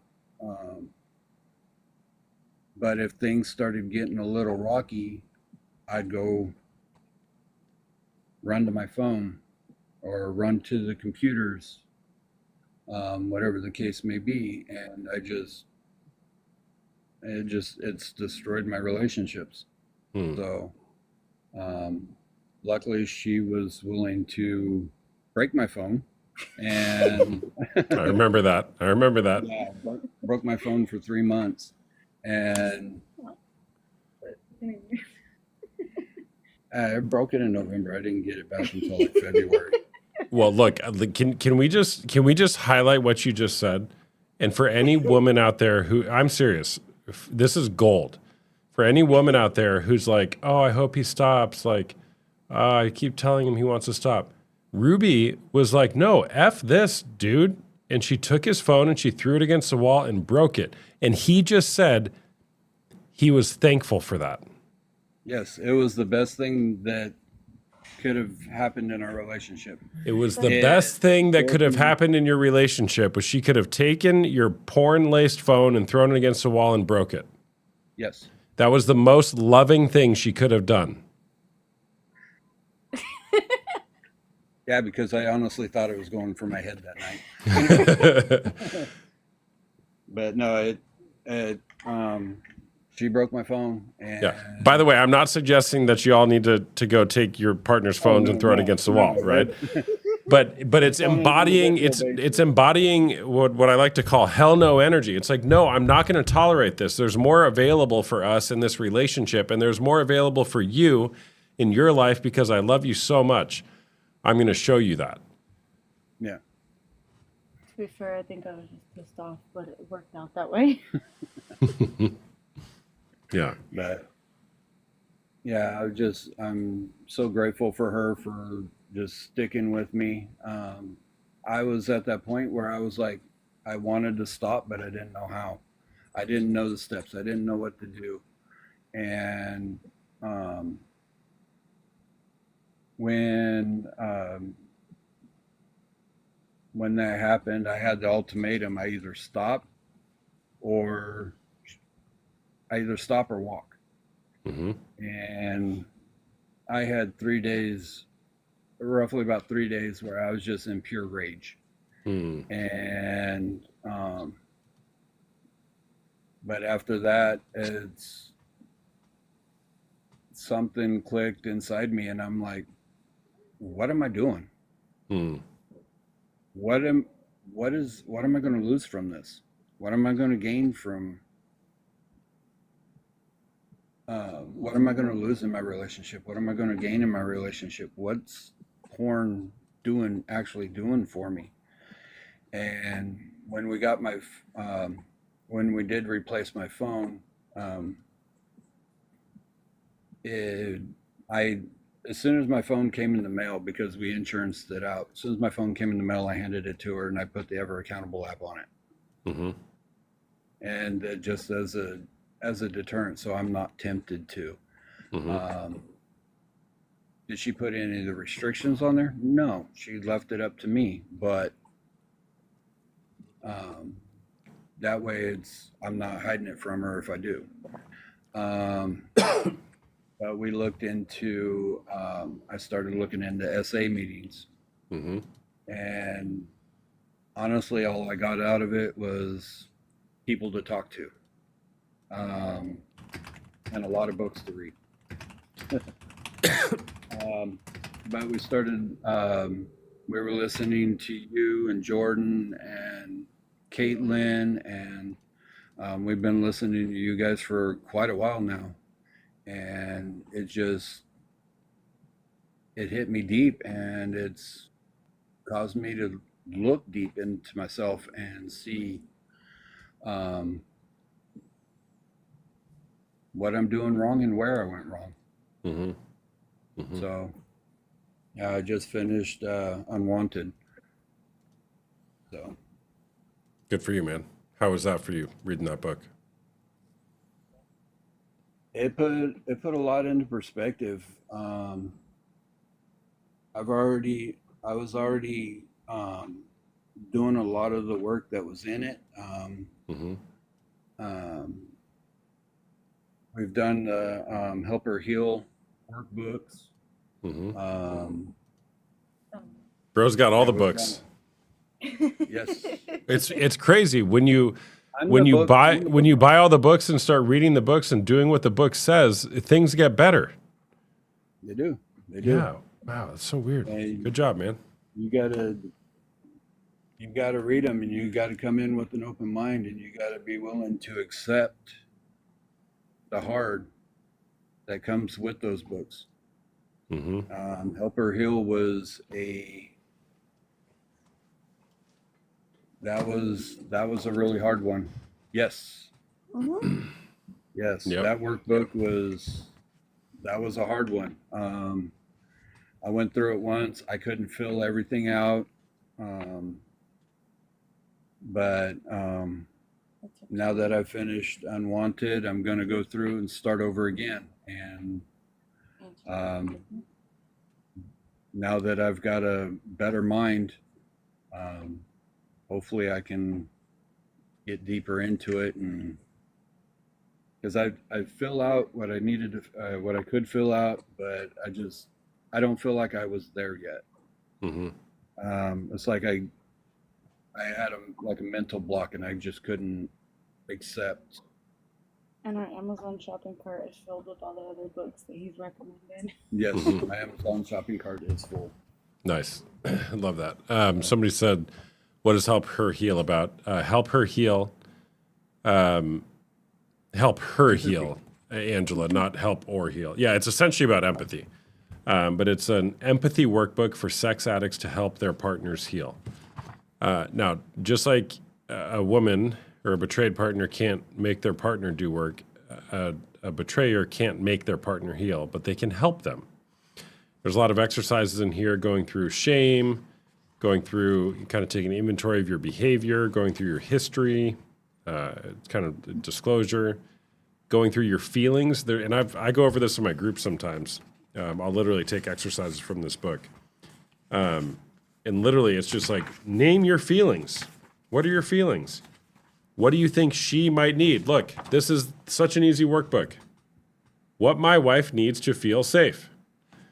Here are some examples. And now list 3 things that you can do for her to help her feel safe. Elko, I don't see your question. If you're asking a question, it's getting filtered because you're probably saying something that's not allowed on TikTok. Go ahead, man. I apologize. I was looking away. I wasn't looking at this. Oh, that's fine. Yeah, so good job, man. I love that for you. I think a lot of So- the issue with Help Her Heal was the fact that you had to face the trauma. That was for you. Yeah, I had to face the trauma that you went through, not just. Yeah, I wasn't fully open to my feelings yet when I started that workbook. Sorry. No, you're fine. Yeah, I wasn't totally open to my feelings. I wasn't ready to go that deep. So. Yep. We'll put the book going deeper on your list. That'll take you another level deeper. Look at you communicating with Austin. Yeah. Yeah. Love it. W's in the chat. What's your name again, man? James. James. Love it, man. I'm going to read a paragraph from this book real quick. This is page 72, if anybody wants to follow along. Triggers. In working with thousands of partners, it has become apparent that all a spouse wants to do is to feel safe again. Whether she felt like she had a good marriage or she knew that the relationship had problems, she had no idea that you were living a dual life that entailed lies, deception, and secrecy. As a result, this trauma has deeply affected her brain, and her brain has gone into overdrive. This information has likely impacted the amygdala, which lies at the bottom of the brain above the brainstem. This part of the brain stores and processes information, and its main function is to keep your spouse safe. Therefore, it guides your wife to react to her pain, anxiety, and anger by going into fight, flight, or freeze mode. If the protective mechanisms move towards fight, she will likely go into attack mode. She will say mean and hurtful things. She may become physically aggressive, pushing, shoving, and hitting you as her emotions intensify. Many wives tell me that they are reacting to their emotions in ways that they could never have conceived.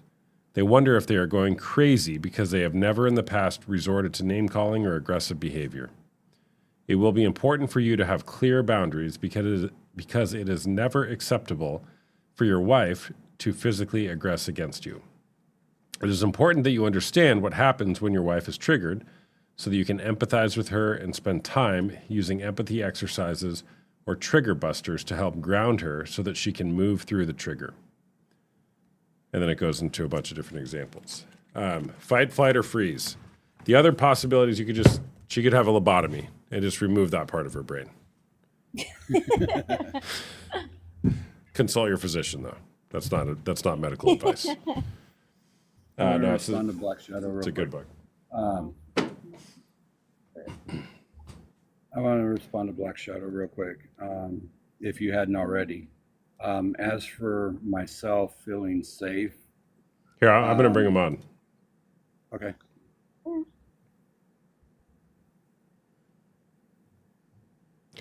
Hey, what's up, man? Hey, what's up? I can't hear you. Can you hear me? Now I can, yeah. There we go. Okay. Yeah. Sorry. Yeah, what's going on, man? So, before I get a bunch of hate in the chat, because I know I've been bringing the heat too. I'm not trying to be like a whatever. What is your definition of what I mean? Obviously, you can't get too specific on here. But like, what is a general idea? Is it just doing, or do you consider corn as like models or like what women dress skimpy or like that kind of, because I think that there needs to be like I guess like less of a broad spectrum, because a lot of the women that are thinking that corn is cheating, then I could go and say, well, the way you dress is cheating, because I'm not saying it is, okay, I'm not one of those guys, but I'm just saying if we want to be like broad, you could say that the way that they're dressing and showing cleavage or whatever could be a form of cheating, because their body to public and other men or other women that may be attracted to them. You know what I mean? And I'm not saying that is. I'm just saying that if there's such a, what is your definition? Yeah, of pornography? Yeah. Yeah. Yeah, so great question. Pornography, I like the definition that it's imagery usually depicting an organ or multiple organs of a person with the erotic intent to arouse. Okay. And I can see that clearly, and it's obviously like when it comes to like graping and stuff, like you don't blame a woman for being raped because of what she's wearing, because her intention isn't like, hey, come and get it or whatever. But porn, they're wearing, skimpy stuff. Do you get what I'm saying a little bit? Or like in magazines, like if we have magazines and Well, stuff. it seems like you're making a leap between pornography and what women wear. No, I'm not trying to. I promise you I'm not. I guess maybe I'm not trying to be too clear on this, but like, like the magazines, like obviously there's more internet stuff. Like back in the day when there's like magazines, or like that gentleman was saying his dad had magazines. A lot of them were like explicit, There's also women wearing like just skimpy outfits, like the Britney Spears outfits, or that kind of stuff. That was considered porn. So that's what I'm saying. I'm not trying to make a leaf. I'm just trying to connect it to the fact of, would that be considered porn as well? Therefore, women cheating in public. intentionally, but I'm just saying it's kind of stupid to say men are cheating by just looking at attractive women that are surrounded, just like women would be looking at attractive in public. So what you're asking is, would it be considered porn for a woman to be dressed a certain way while out in public? Right, just like if men were shirtless in public, or like if men were like in tank tops that might have big muscles or whatever, you know. Like if they're attracted to them, like we're looking, right? So like in corn, we're looking at people doing things, and it gets us aroused.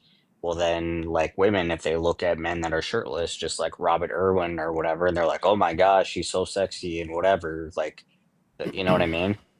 I'm just trying to say that even though it seems like a huge leap, I mean, shouldn't it be the same like in the sphere of like cheating? If we're really going to go there, it seems like pretty like men are evil, men are, you know, doing it or cheating on me or whatever. When in the same instance, they're looking at this 21-year-old dancing with his shirt off and saying, "Oh my gosh, he's so attractive," and you know they're getting turned on by him. Yeah. Well, I would say that I think people, it could be a man or a woman, could certainly use something that they see as though it was pornography. Right. Yeah. Okay. So what's your point? My point is, I guess, why is it considered cheating for an attraction that's natural? Like, why is it considered cheating to be in public? And although I'm like, if I'm lucky enough to have a woman next to me and to look up and you know, and I go, "Oh, that woman's attractive," but I'm not going to act on it. I'm not going to like, "Oh, I don't," you know, it's like I want her. It's not like I cheat on my wife or my girlfriend or whatever. It's just that they're in my eyesight, and of course, I'm going to have an attraction to. Yes, I am for real. Thank you. Like, yes, I'm going to be attracted to them, just like if my wife or girlfriend is attracted to someone else. That's so I just don't get how it's considered cheating for an attraction that's natural and human. Yeah. Who said that? What do you mean? Who said that cheating, that acknowledging that somebody's attractive is cheating? Well, porn, right? So like if you're looking No. at Okay. if you're looking at So the distinction is, I actually think you worded it pretty good there. There's no problem. There are beautiful people everywhere. Okay. You can't help the first look, but you can help the second look. Okay.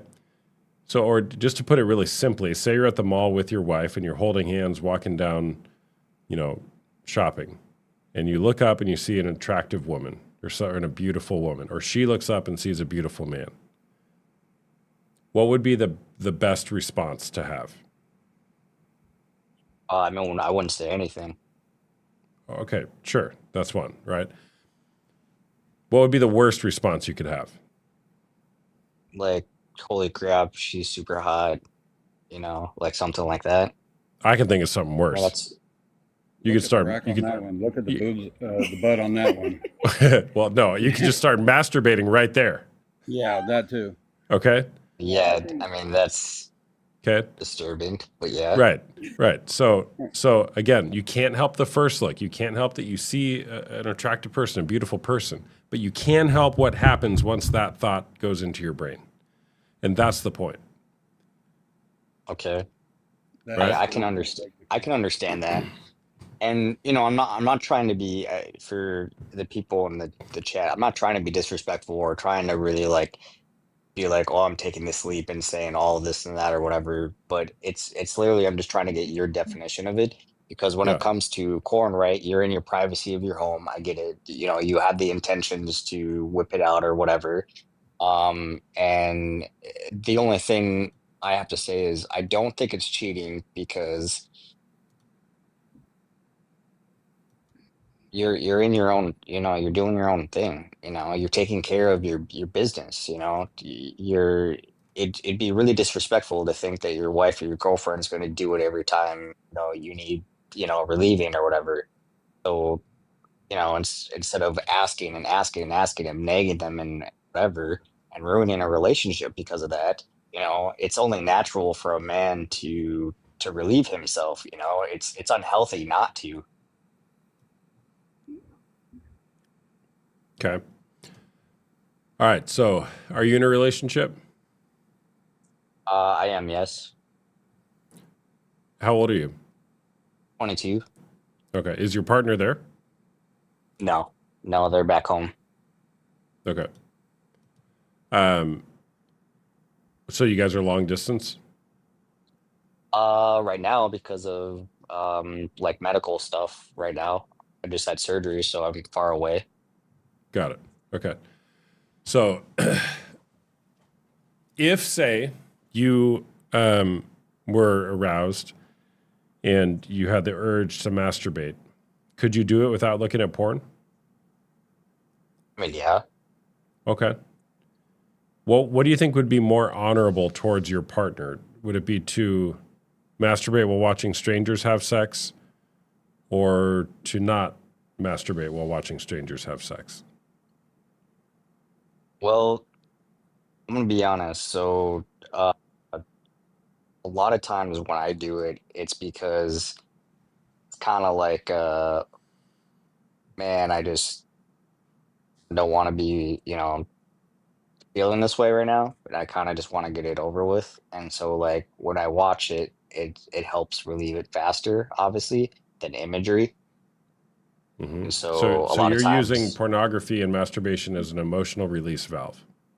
pretty much, yeah, Okay, to just get it got it. over with and you know, be done. And then, you know, I'm not thinking of those people. You know, I'm not like, oh, whatever. It's kind of like mindless, like watching TV. You know, Yeah, and that's how I view it. You know, so that's why I don't think it's cheating. got it. And that's really, and I appreciate your honesty, man. That's one of the big problems with pornography is you don't think of them as people, but they are people, right? Like just like in the mall, you wouldn't just whip it out and start masturbating to a person, right? That Yeah, would be disgusting and so disrespectful. exactly. Yeah. There's a lot of similarities between the way Yeah. it was. So why is it different with pornography? They're still people, but you're in that moment, you're separating them. You're basically willing yourself to say these are not human beings. I'm just going to consume them right now so that I can make myself feel better. Okay.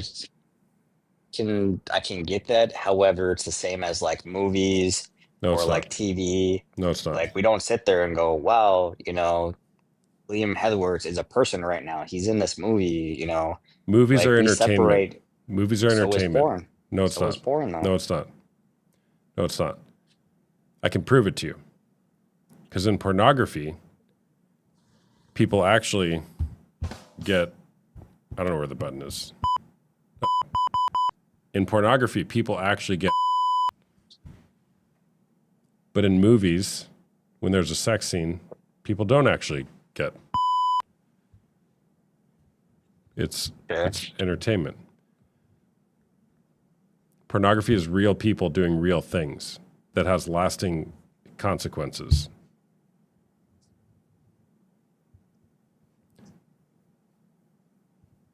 So to categorize them as the same thing, like, do you masturbate when you watch TV?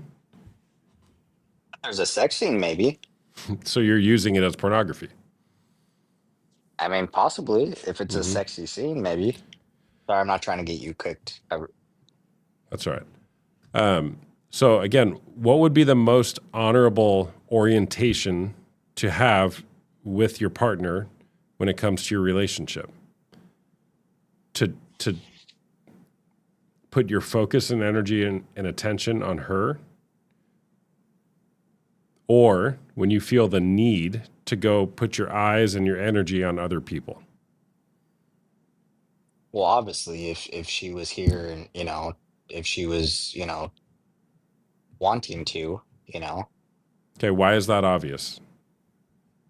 because if a person like if your girlfriend or wife or whatever is not consenting, right? Because consent is a big thing, even in a relationship. You don't just expect them to do things with you because you're in a relationship with them. So then if they don't want to, you respect their wishes or whatever. But if you still have the need to take care of it, and if porn helps you do that, I guess I respect everything you're saying. I just guess maybe don't have the intellect yet to see it as cheating. And so it's obviously like why I've come up here and tried to have a conversation with you. You Totally. know, Can I I ask a get it. question? I'm younger, you know, so maybe I don't have that maturity yet. But to me, I just don't see it that way. Yeah, I got it, man. And yeah, Ruby, James, give me 1 second. So, and by the way, I love what you just said. You do have the intellect, and you are currently right now wrestling through it. You just haven't been given the opportunity to actually wrestle through the things that you think you believe. And that is something that we all should do, is challenge our own beliefs. Don't believe everything you think. Don't believe everything you think. Right? And so you're actually courageously here talking to me and these other people in front of 65 or so people wrestling through this. And I'm not trying to change your mind, man. I'm just trying to help or try to figure out what you actually believe. And then you can decide whether you really believe that stuff or not. Right, yeah. Yeah, I mean, it's the beauty of, you know, human contact, you know. I mean, we just have conversations, so you know, I really appreciate, you know, stuff. And to be honest, I mean, I dealt with stuff as a kid where I was SA'd by my brother, and the only reason why I'm willing to say it is because no one knows my identity on here. Sometimes I think that I watch porn because, or like the aggressive stuff of it is not to like relive that because that's disturbing, but like almost feel more of a man, I guess, or like kind of have that ashamedness of like if I'm not watching like straight, you know, or you know, I'm I guess manly enough or whatever. And I know that's like sounds stupid, or like I'm No. sure a lot of women will probably judge me for saying that, but like no, like sometimes I've thought of that, but I don't know. Well, look, man, it doesn't sound stupid, and thank you for sharing that. And I saw what you put in the chat earlier. You've got boatloads of trauma. It's not a contest, by the way, of who has the most trauma. No, yeah.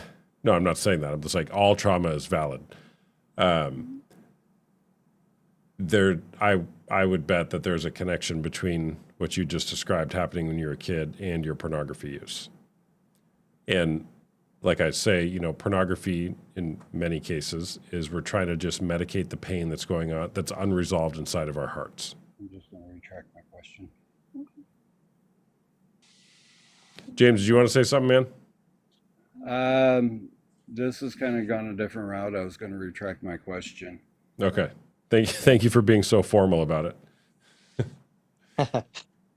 Yeah. No, I appreciate you guys. You know, it's hard to and I came up because you know, like obviously you're the host as a male or whatever, but just the other guy too. It feels better than like a bunch of panel of women and kind of feel like you're gonna get attacked, you know, because I get it, you know, I can be a DICK, you know, and but sorry.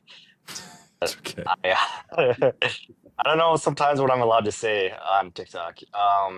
But I do really want to have those open conversations and stuff, and you can't really talk about that with like your friends and stuff, or like people that are in person. So and you guys are, you know, respectively more mature than me, so you know, I'm way life older than you. experience. Way older. Yeah, You can say the old. life. That's fine. I'm 48, so. Oh gosh, Yeah. he's way older than you. I'm only like way older. He's way older. I'm 40. But I respect your guys's your life journeys and stuff, and I'm sorry, you know, I understand I come off super immature, and No, you I'm don't. trying. No, you don't. Stop saying You're in sorry, here. dude. Yeah. Well, the chat, I was pretty immature in the chat, honestly. I'm not gonna lie, but I don't know. Sometimes I just kind of That's fine. lash out at Everybody's people. age goes down by half when they're keyboard warriors. So True. I want to if you don't mind, I want to answer a question that he had in the comments right before he came on. How do you feel safe? Communication. Being in here, talk to your girl or your partner, and just communication and connections. It's friends, family. Find a group.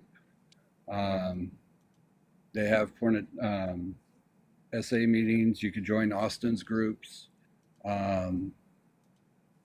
Just find a friend. Find a friend that you can talk to. I found my safety net in helping her heal, which is what we were talking about before you came on. She's my sounding board. She always has been. I just never saw it. My porn addiction blinded me. But through helping her go through her traumas and seeing what I have done to hurt her, and going through, she's helped me through my traumas, and I feel a lot safer talking to her, and our communication and our relationship has just grown day by day. Yeah, That's cool, man. My last question, I guess I have is, if you're in a relationship, and I'll probably my girlfriend tomorrow and ask her like her feelings, but like if your girlfriend doesn't have an issue with it or doesn't look at it, do you think that is okay, or do you personally still feel that it's cheating, and like someone like me should look or like get deeper into that? Or do you think because like if your partner is okay with it, like I would have no problem with her looking at it. I have no problem with her doing that whatsoever. In fact, I would be like, hey, let's watch it together or whatever. Would you still think that's cheating? Well, there's like 6 grenades in there in Yes. what you just said. The question you have to ask yourself is, how do you view human beings? Are they beautiful creatures who deserve to be treated with dignity, honor, and respect all the time, no matter what? Or are they disposable, where we don't care about them, where we just use them and throw them out and don't care about their feelings? They're just a person on a screen. I don't care about them. Strawberry and Snickers. Strawberries and Snickers. So the root of that question is found in how you answer my response of how do you view human beings. And by the way, I am not suggesting that I am perfect at fully dignifying human beings. I don't watch porn, for the record. But we all have the temptation to want to be selfish and use people in many different ways. Look at capitalism, for example. Okay? But the question is, who do you want to be? Do you want to strive to be somebody who treats people with dignity, honor, and respect? Or do you want to be somebody who uses people? And in wrestling through those questions, you'll find your answer. Yeah. Yeah. It's that's a really good question I'll have to roll around with. I think I used to be more of a selfless person than a selfish person. However, the experiences that I've gone through, and especially after deployment, I just kind of have mm, don't feel like why should I care if people are so violent? Totally, man. And I can totally see how that can put some thoughts in your brain of how do I reconcile all this of what you've seen, right? That's hard. Yeah. But what I would say is pornography is not the answer.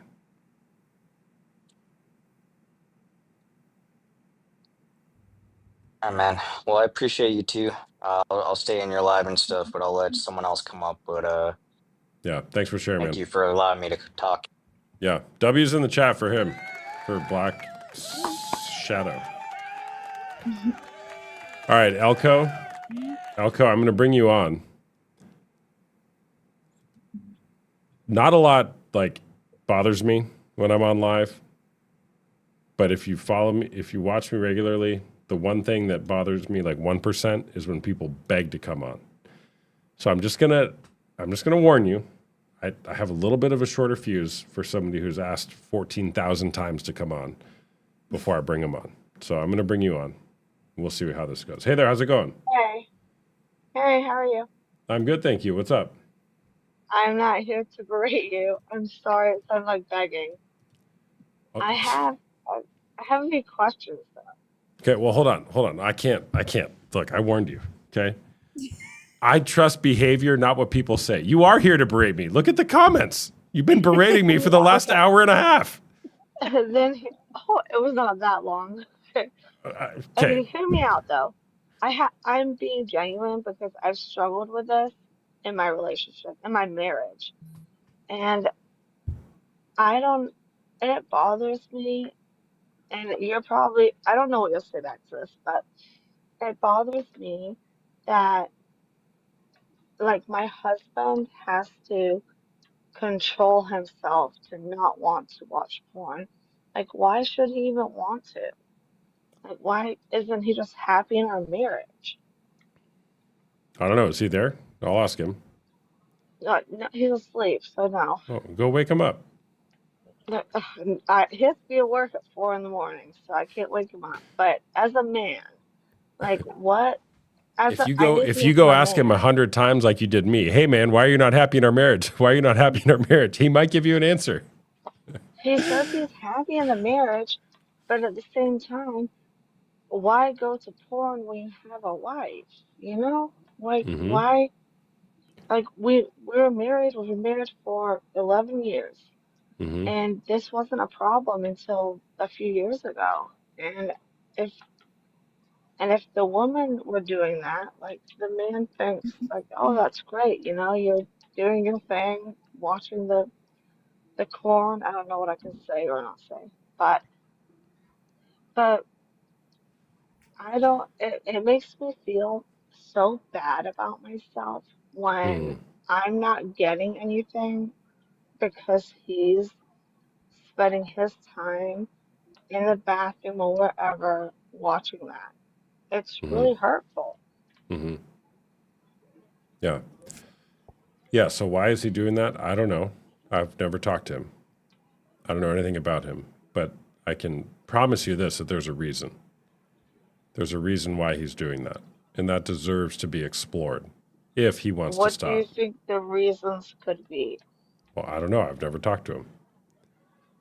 I'm but you're a man, so I'm talking to a man and I'm trying to understand from a man's perspective. Well, What I mean, could be the reason? I don't know. He's afraid of something. He's afraid of some sort of feelings that he doesn't want to feel again, some sort of pain he doesn't want to feel again. So he's medicating it using what's called a maladaptive coping strategy, like pornography, to make the pain go away. Pornography is a great pain reliever, great meaning effective, but it's not great because it only works for about 4 seconds. And then the shame and guilt gets piled on. You feel worse afterwards. And then you need more Right. porn to make it go away the next time. Yeah. So he's afraid of something, maybe speculating, and he's avoiding some sort of feelings. That's it. But here's the thing. I'm not talking to him. I'm talking to you. How do you really Right. feel about this? How do I really feel? I feel sad, honestly, because I feel like he's betraying me. Like you're betraying your marriage and your family. Like, is it that hard to not go to the All porn? right, Like, hold is it on. really that hard? Notice your words. It's like third party. I feel like he's betraying me. He has betrayed you. Okay. Yeah, and he has. You're right. right? And he Just also comes from a very Christian family. He was raised very religious. I was not, hmm but he was, and he preaches the Bible to our kids. But then he still with does words the or stuff. actions. With words or actions. Words, Okay, a lot of people do that. yeah. And I don't understand how I don't understand how pornography can be so addictive. It's literally naked people. You're watching naked people. Like what? Random naked people. Like that. And it's for what? 5 minutes of gratification? hmm And then you feel the guilt afterwards. And then you hmm come back to me and say, oh, I'm sorry. Yeah, I did. I did watch it today. Like, no. And that it makes me back off even more. It makes me distance myself and put borders up even more because hmm I'm going to protect myself. hmm I'm going to protect my heart. You're not going to keep hurting me. So I'm going to distance myself from you. hmm And that's not a healthy marriage. hmm Yes, I would agree. So what are you going to do about that? What can I do about that? Have you gotten help? Have you seen a therapist or counselor? Have you guys done marriage counseling? Do people Oh, yes, know what you're going we through? went to marriage counseling about 3 years ago through our church. And then the pastor of the church that did the marriage counseling, he retired. So after that, it just ended. And my husband has, and I don't even look at his phone. I don't even ask him anymore. I don't ask him. I don't ask to look at his phone. It's to the point where I just don't care. Yeah, Like and you've that's made that. me distance myself to where I can't care because if I care, I'm gonna be hurt. Yep. You hit the nail right on the head. So you've essentially removed yourself from this marriage. That makes me so sad to hear you say it, but it's true and it hurts me because I don't want that. hmm Like, why is this so addictive? Like, what is so important about watching naked people, random naked people do things? Yeah, but look, here, can I just give you some Yeah, sure. perspective on how to view this differently? Absolutely. Forget the porn. Okay. Porn's not the issue. Then what's the issue? There's no trust. There's no honesty. There's no transparency. You guys can't talk about real things. But that's because of the porn.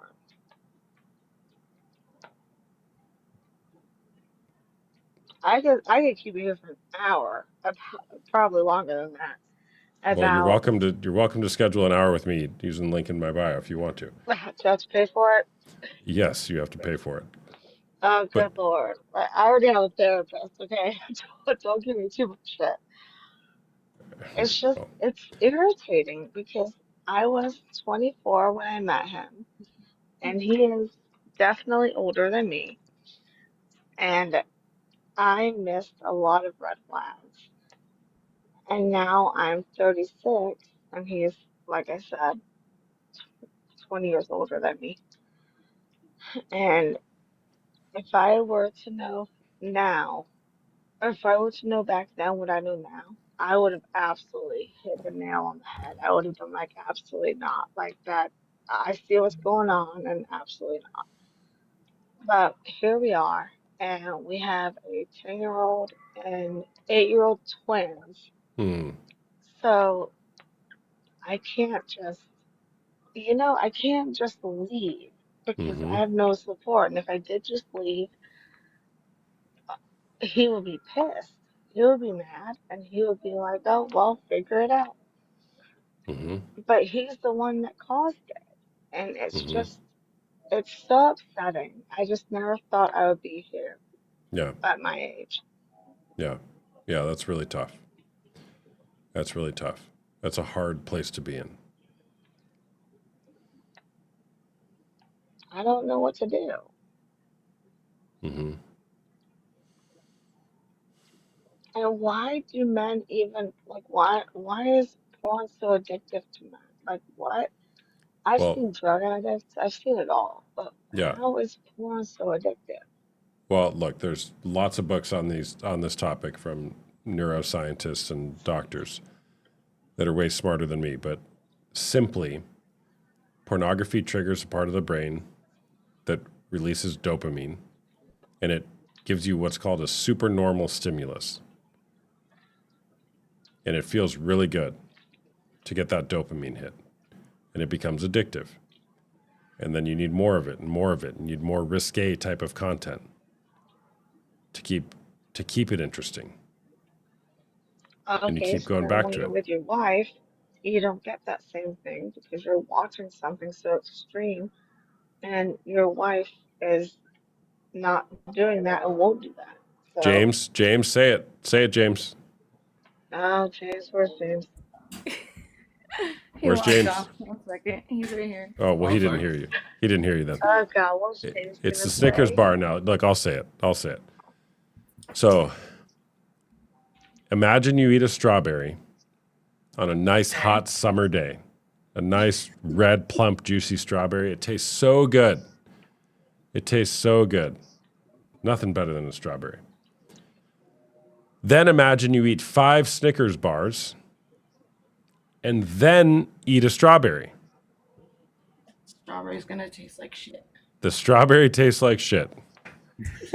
Such a good analogy. Oh my good My bad. lord. Okay? I've never heard that analogy, but that is a good one. But Yeah. it's still sad. Like I It want is my sad. family together, and Yes. it's like we're roommates because I've just like I said, I've distanced myself. Yeah, so Like here's the I'm thing. not. I've He put the walls up because I'm not gonna get hurt more. Of course you are. But what you've also cut off is I'm not going to be loved anymore. No, I will be single forever. You see? I will not date again. Absolutely Yep. not. Yeah, and is that what you really want? No, I know you don't. They No, should make strawberry no. Snickers. Help Have kids. you ever heard that you can be alone but not lonely? No, I'll be alone, but I won't be lonely. I'll have Well, my kids, and I do not trust men. yeah, I cannot believe that but my here, husband turned to porn. Like, that's horrible. yeah, yeah. So you got to decide what you're going to do, right? And that's a really hard position to be in. And Yeah, and again, he for somebody who's stuck in an addiction, they need to have an awareness that they're eating Snickers bars, and that the Snickers bars are poisoning their taste buds, so that they can't even experience real intimacy. And how do you do that? Well, you got to educate yourself on the topic, and maybe you can help educate him. but I feel like I shouldn't have to. Like, you Well, you're should love probably your right. wife. You should You're love your you're partner. and you're right. At the end of the day, don't even date or ask someone to marry you or even get married if you have a problem with that or if you want something more. Just stay Yeah, single. yeah, totally. I wish it was like that. And here you are. And here I am. And here Yeah, you are. and it's sad. It It's is really sad. sad. Yeah, Can I say something? sure. Yeah.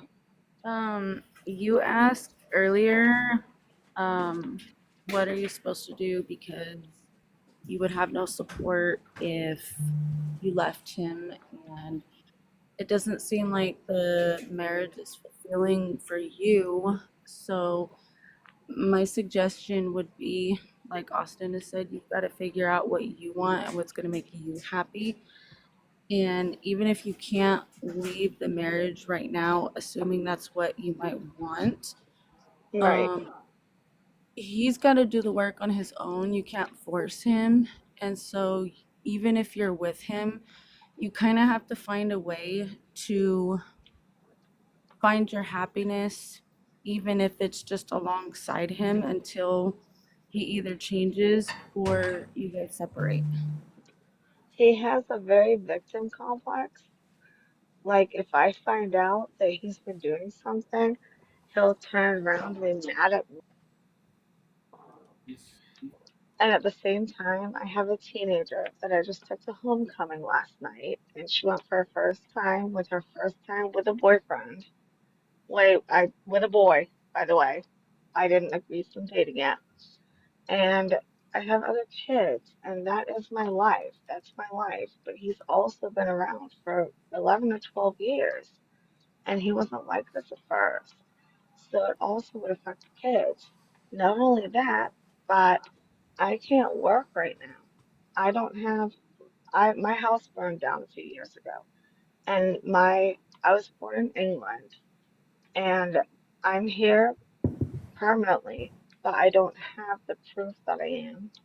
And it's weird because if I apply for benefits, they could see that I'm here legally.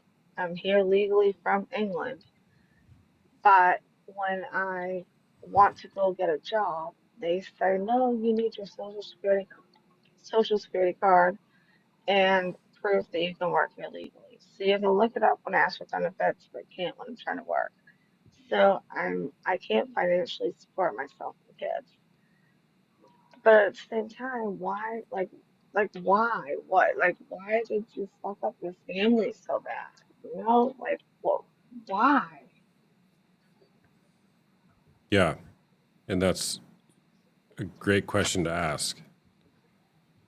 I like And your friend. Who was your friend that just talked to me? Ruby, Yeah, yeah, I feel like well, I feel like you understand too, but I feel like women understand women more. Oh, definitely. I was in your spot. Yeah, Austin knows yeah. my story. I put up with my husband promising to change for, I knew Yep. about it. then I she knew threw about it his for phone against the 7 wall. years. Yeah. I snapped, I threw his phone, and it kind of forced him into desperation. Oh my God. I threw my And own phone. I threw my own phone Women all the don't way even against the understand wall. themselves. Chino, you want to come on? Let's chat, man. Oh, good Lord. What I get myself into. All right, so Elko, look, you're in a tough spot. I'm sorry you're in that situation. Yeah, it's rough. You can't change him, and when we can't change another person, we are forced to change ourselves because that's all we can do. And all I did was put up walls, and now I see him as just someone I'm raising my kids with, and he's barely even doing that. Mm-hmm. um, And Yeah. it disgusts me because I don't know what I can say without being in trouble. But 2 years ago, I I came across something something I saw on Facebook, and the video could only be viewed on Twitter. So I opened up a Twitter account and I went in there, and when you open up a Twitter account, it adds all your contacts. Like it shows your contacts, one of which was my husband's phone number.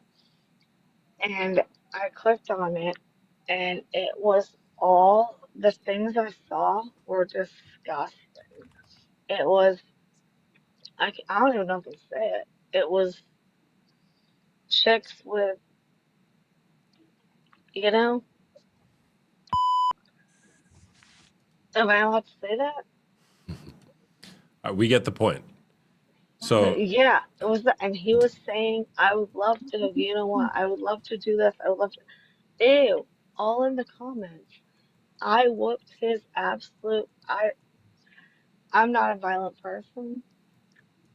I'm really not. I'm very just, I understand, okay? I'm understanding. But when I saw that, you don't even want to know what I did. I got so violent, and he deserved it. And you cannot convince me otherwise. And he promised me it would never happen again. And guess what? It did. yeah. So So I if you're mean, into that, well, why are you with me? well, if he's into that, why are you with him? Because I have nowhere to leave. Right. And so part of, and I know we just met, we're just talking, but part of the betrayal journey is reclaiming your agency for yourself. And I get you're in a really difficult situation. Okay. But there are possibilities that you're not seeing right now. I don't know what they are. I just don't want to have to leave and end up in some kind of shelter with tons of other people and my kids are in good school. They're doing very well. They have straight A's, no behavioral issues, nothing. I don't Mm-hmm. want to uproot them. And that makes it hard for a lot of women. Mm-hmm. Yeah. It sucks. Yep. So I what would it don't know. take? What would it take? I, Yeah, I you have don't to know. decide. I don't know. You have to decide when is enough going to be enough for you, and only you can answer that. But I would suggest if he's not going to change, you have to not focus so much on trying to force it and try focusing on healing yourself. Oh no, no. After I saw that stuff on Twitter, and this idiot, when I went on Twitter to see something completely different, and it added friends that were in my contacts, which he was obviously one of them. He used his full legal name, middle, first, middle, last.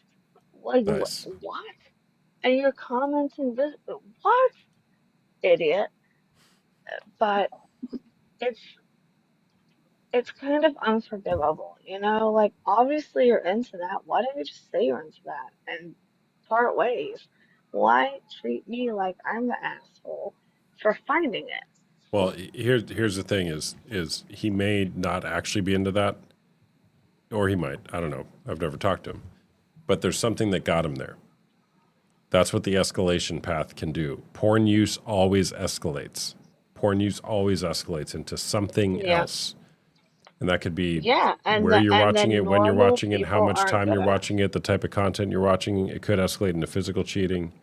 But porn use always escalates. And one day you realize you're looking at what he's looking at, and it's like, well, how'd that happen? Well, it started somewhere. So, Yeah, absolutely. yeah. Black Shadow, what do you want to say? So LC, not that I want to make you feel bad or anything, but I don't know if you have seen some clips of like Scared Straight on TikTok.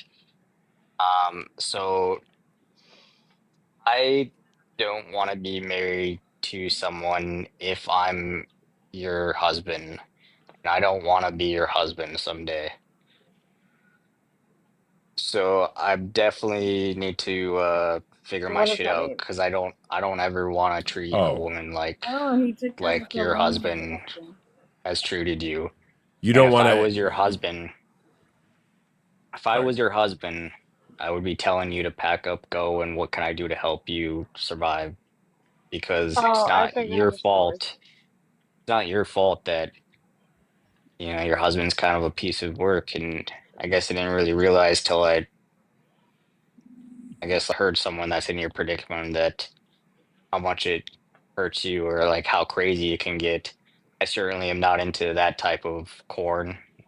Maybe, thankfully, I guess, but I would never want to treat, if I ever get blessed enough to marry someday, I got you to thank because I don't ever want to treat a woman like that. So I'm sorry that someone's in a relationship and not giving you what you needed. I mean, my focus is on my kids, you know? I love my kids. I love them. They're my everything. I have a teenager. I have twins. I don't know how I ended up with a litter, but once I got twins, I said, tie my tubes. We're done. Once you start having a litter, we're done. And then I have one in the middle. And I just, but I always wanted that, like, happy marriage. Like, we raised the kids together. And, like, why does porn have to destroy so many families? I hate it. Yeah. I hate it so much. Yeah. Thanks for sharing that, Black Shadow. He dropped off. He's still here though. Yeah, Oh, he man. left. No, No, that's that fine. was actually, I was confused at first, but he Yeah. actually made a good point. Yeah, well, he was basically saying I don't want to end up in that spot. Like he bro's done a 180 since he's been watching this live, which is awesome. Way to go, Black Shadow. Yeah. All right. Well, No, that was, yeah. Go ahead, James. I'm sorry. I want to say that I'm sorry for what you're going through. I get it. I totally understand. I put my wife through that for years, and a perspective that it hurts, but right, something that you need to think about is children learn from examples. Yeah. Do you want your daughters to go through what you are going through right now? That's No. something that you need to look at. That's something that your husband needs to look at. Is this what you want your daughters to go through? Do you want your daughters to feel what you are feeling? Because they learn from examples. And if you're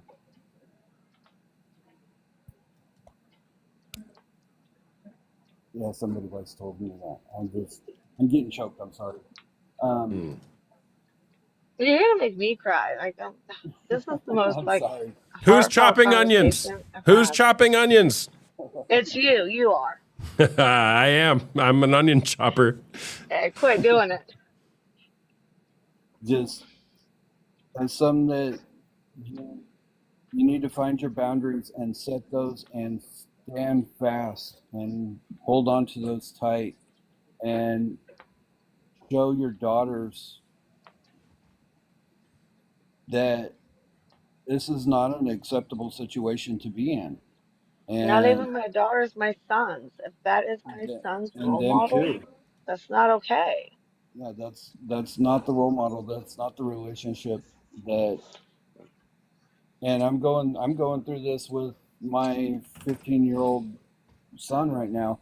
Is he's going through high school and girls and stuff that he's seeing on videos and TikToks and stuff like that. It's just trying to teach him what it took me 30 plus years to learn. Yeah, and they think they know everything when they're that age. Yes, they do. Yeah, my daughter is 16, almost 17, and she just went to homecoming, and she just asked to date a boy, and I'm gonna pry my brains out just for that question. I hate it, but I've been there too, so we do our best. You got to do your best and let them know at any point in time that they have a safe space that you are that safe space for them to go to. Absolutely. Y'all are so nice. I'm so glad you added me to the chat because I would have cried myself to sleep. Well, I might anyway, but you guys are so cool. Well, thank you for sharing, and thanks for How taking you my. thought I was gonna berate you. I know. I said that all kind of half jokingly. But I But no, I didn't. appreciate you chatting. Yeah. Yeah. Thanks. You're in a tough spot, man. I'm glad you shared. And it's hard. I don't have the answer for you. But you have the I, answers, I though. I don't have the answer for myself. You do have the answers. I guarantee you that. You have the answers.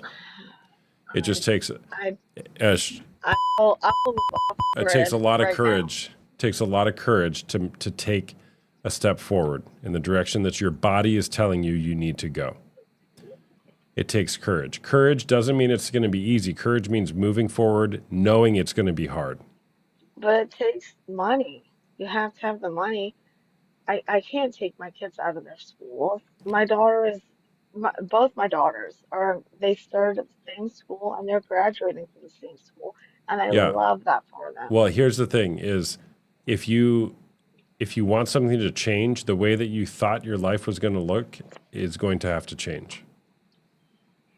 I know. And I I just don't need I don't help on how to do that. you do need And help if I with take the that. kids away from their dad, I can't tell them, oh, well, we're going away from him because he's doing exactly what I told you. I can't tell them that. Well, look, there's always more possibilities than what we see in front of us.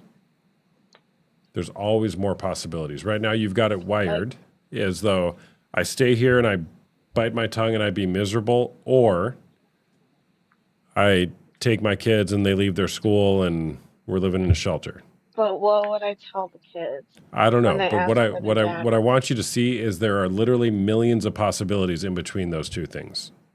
Oh yeah, I know. I've seen and I've helped. I volunteered for years of people with domestic violence was a big one.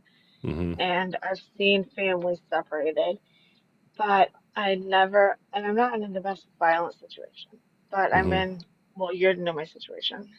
Yeah. And it's, I mean, and it's hard. And looking back now on those families I volunteered for, I knew it was hard on them, but I never really realized how hard until I became in a situation where I had to figure out what was best to do for my kids. Mm-hmm. You Yeah. know, like they love Yeah. their dad. They don't know Mm-hmm. the nonsense he's doing. Yeah. Well, they love the version of their dad that they've been allowed to see. And I don't want them to not love their dad. Yeah. Well, yeah. Yeah. See, it's hard. Well, I mean, look at how much you're protecting who he actually is. Yeah, and I am. But I also, at their young age, I can't tell them about this kind of thing. They don't know about this kind of stuff. Mm-hmm. They're little kids. They don't Yeah. know what porn is. They don't know about sex or anything. How old are they? 10 and my twins are 8. They just turned 8. Yeah. Well, and they're all boys. No, my teenager is with has a different dad. She's almost 17, and me and her dad get along great. Oh, She's got it. almost 17. I have a barely 10-year-old with my husband. That's a girl. And then my barely 8-year-olds are both boys. Got it. 8-year-old twins. Got it. Yeah. All right. Well, you got a tough road ahead of you, but thank you for sharing, Elko. Thank you for having me here and talking to me. And thank you to, who's this, Ruby? Yeah. Yes.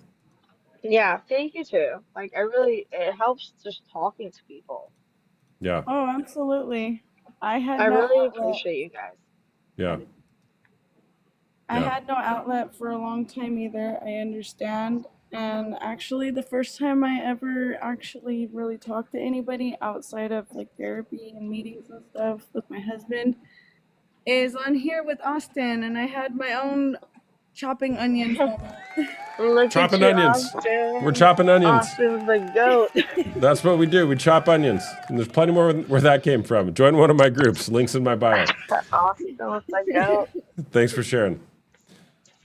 Bye-bye. Look at you. So, All right. I'll leave you guys on, Ruby, if you want. By the way, give me a follow if you guys don't follow me. Links up there somewhere. And I'm a coach. I do one-on-one coaching with couples and individuals, as well as group coaching, both for men dealing with unwanted sexual behavior such as porn or sex addiction, and women dealing with betrayal trauma. If you're interested in that, you can go to the link in my bio and schedule a private call for $1 where we'll talk about your situation for 30 minutes and maybe some next steps forward to get you some help and support to navigate through this, because it's very lonely. It's very lonely. Black Shadow, I need the one-on-one. I don't want a woman to turn out like that, dude. I mean, dude, this guy's know heart's what? changing I'm right in glad front of our eyes. I know, it's awesome, bro. Schedule a call, man. Schedule a call. I'll chat you through it. Like, that's a complete 180 in such a short amount of time. Yeah. Well, and when you see, I mean, unfortunately, but Elko, I think you're still here, and thank you for talking about it. Is what you're talking about is what so many people actually experience. And how do we heal? We heal by having empathetic witnesses to the pain that's occurring for us. Mm-hmm. Healing doesn't occur until it's witnessed empathetically. And that's why it's so important to speak the truth to the light. Truth meaning what's actually going on inside your heart. Well, So thank you. I'm glad he was able to have a lesson on here through other people's stories before it actually turned into something much worse in his own life, because it's a lot harder when it's your relationship that's happening to, you know? Yeah. Yeah, totally. And having to dig your way out of a hole, basically. Yeah. Okay, I'm going to bring on this person, Kim. Kim's been in the queue for like an hour and a half, so she might be snoring. Hello, Kim, are you there? Hello? Kim? Oh, shit. Kim, you there? I didn't hear it. You had my phone. You took it. How often do I go live? A few times a week. I don't have a set schedule. And for whatever reason, I don't get notified. Yeah, I don't know why that is. Typically, I go on like 2 to 3 times a week around this time, like 8:30 p.m. Pacific time. Sunflower, how's it going? Sunflower, hello? No Sunflower. Another snore. Everybody fell asleep? You guys have been on for an hour and 15 minutes, Ruby. Well, technically speaking, he's been on for an hour and 15 minutes. I've just chimed in on occasion. Yeah. He's doing great. James is doing great. Yeah, he is. I'm surprised he actually came on here and said as much as he did. Yeah. That's a man who's no longer living in the shadows. Way to go, James. Honestly, well, because he talks to people he knows, like in his groups and stuff, or with me, but I feel like it's something different to go on a live in front of a bunch of people you don't know and to tell your story. I had to face that when I told mine on here, and it's scary. Didn't I post a clip of you when you were on? I don't know if you posted it or not. You did say that you talked about me in your groups, though. Yeah. Yeah, I mean, because that's the risk. I mean, once you put it out there online, it's there forever. You might be clipped tomorrow. You never know. As soon as I end this live, I'm putting it in my software. It's going to clip it. So what of it? I'm happy. So what? It's the truth, right?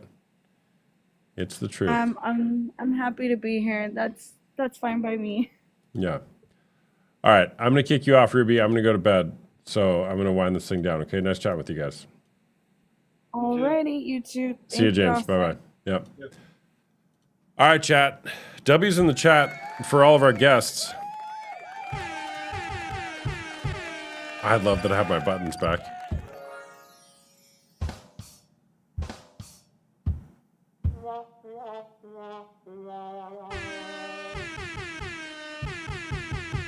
It's so fun. So I could do this all night.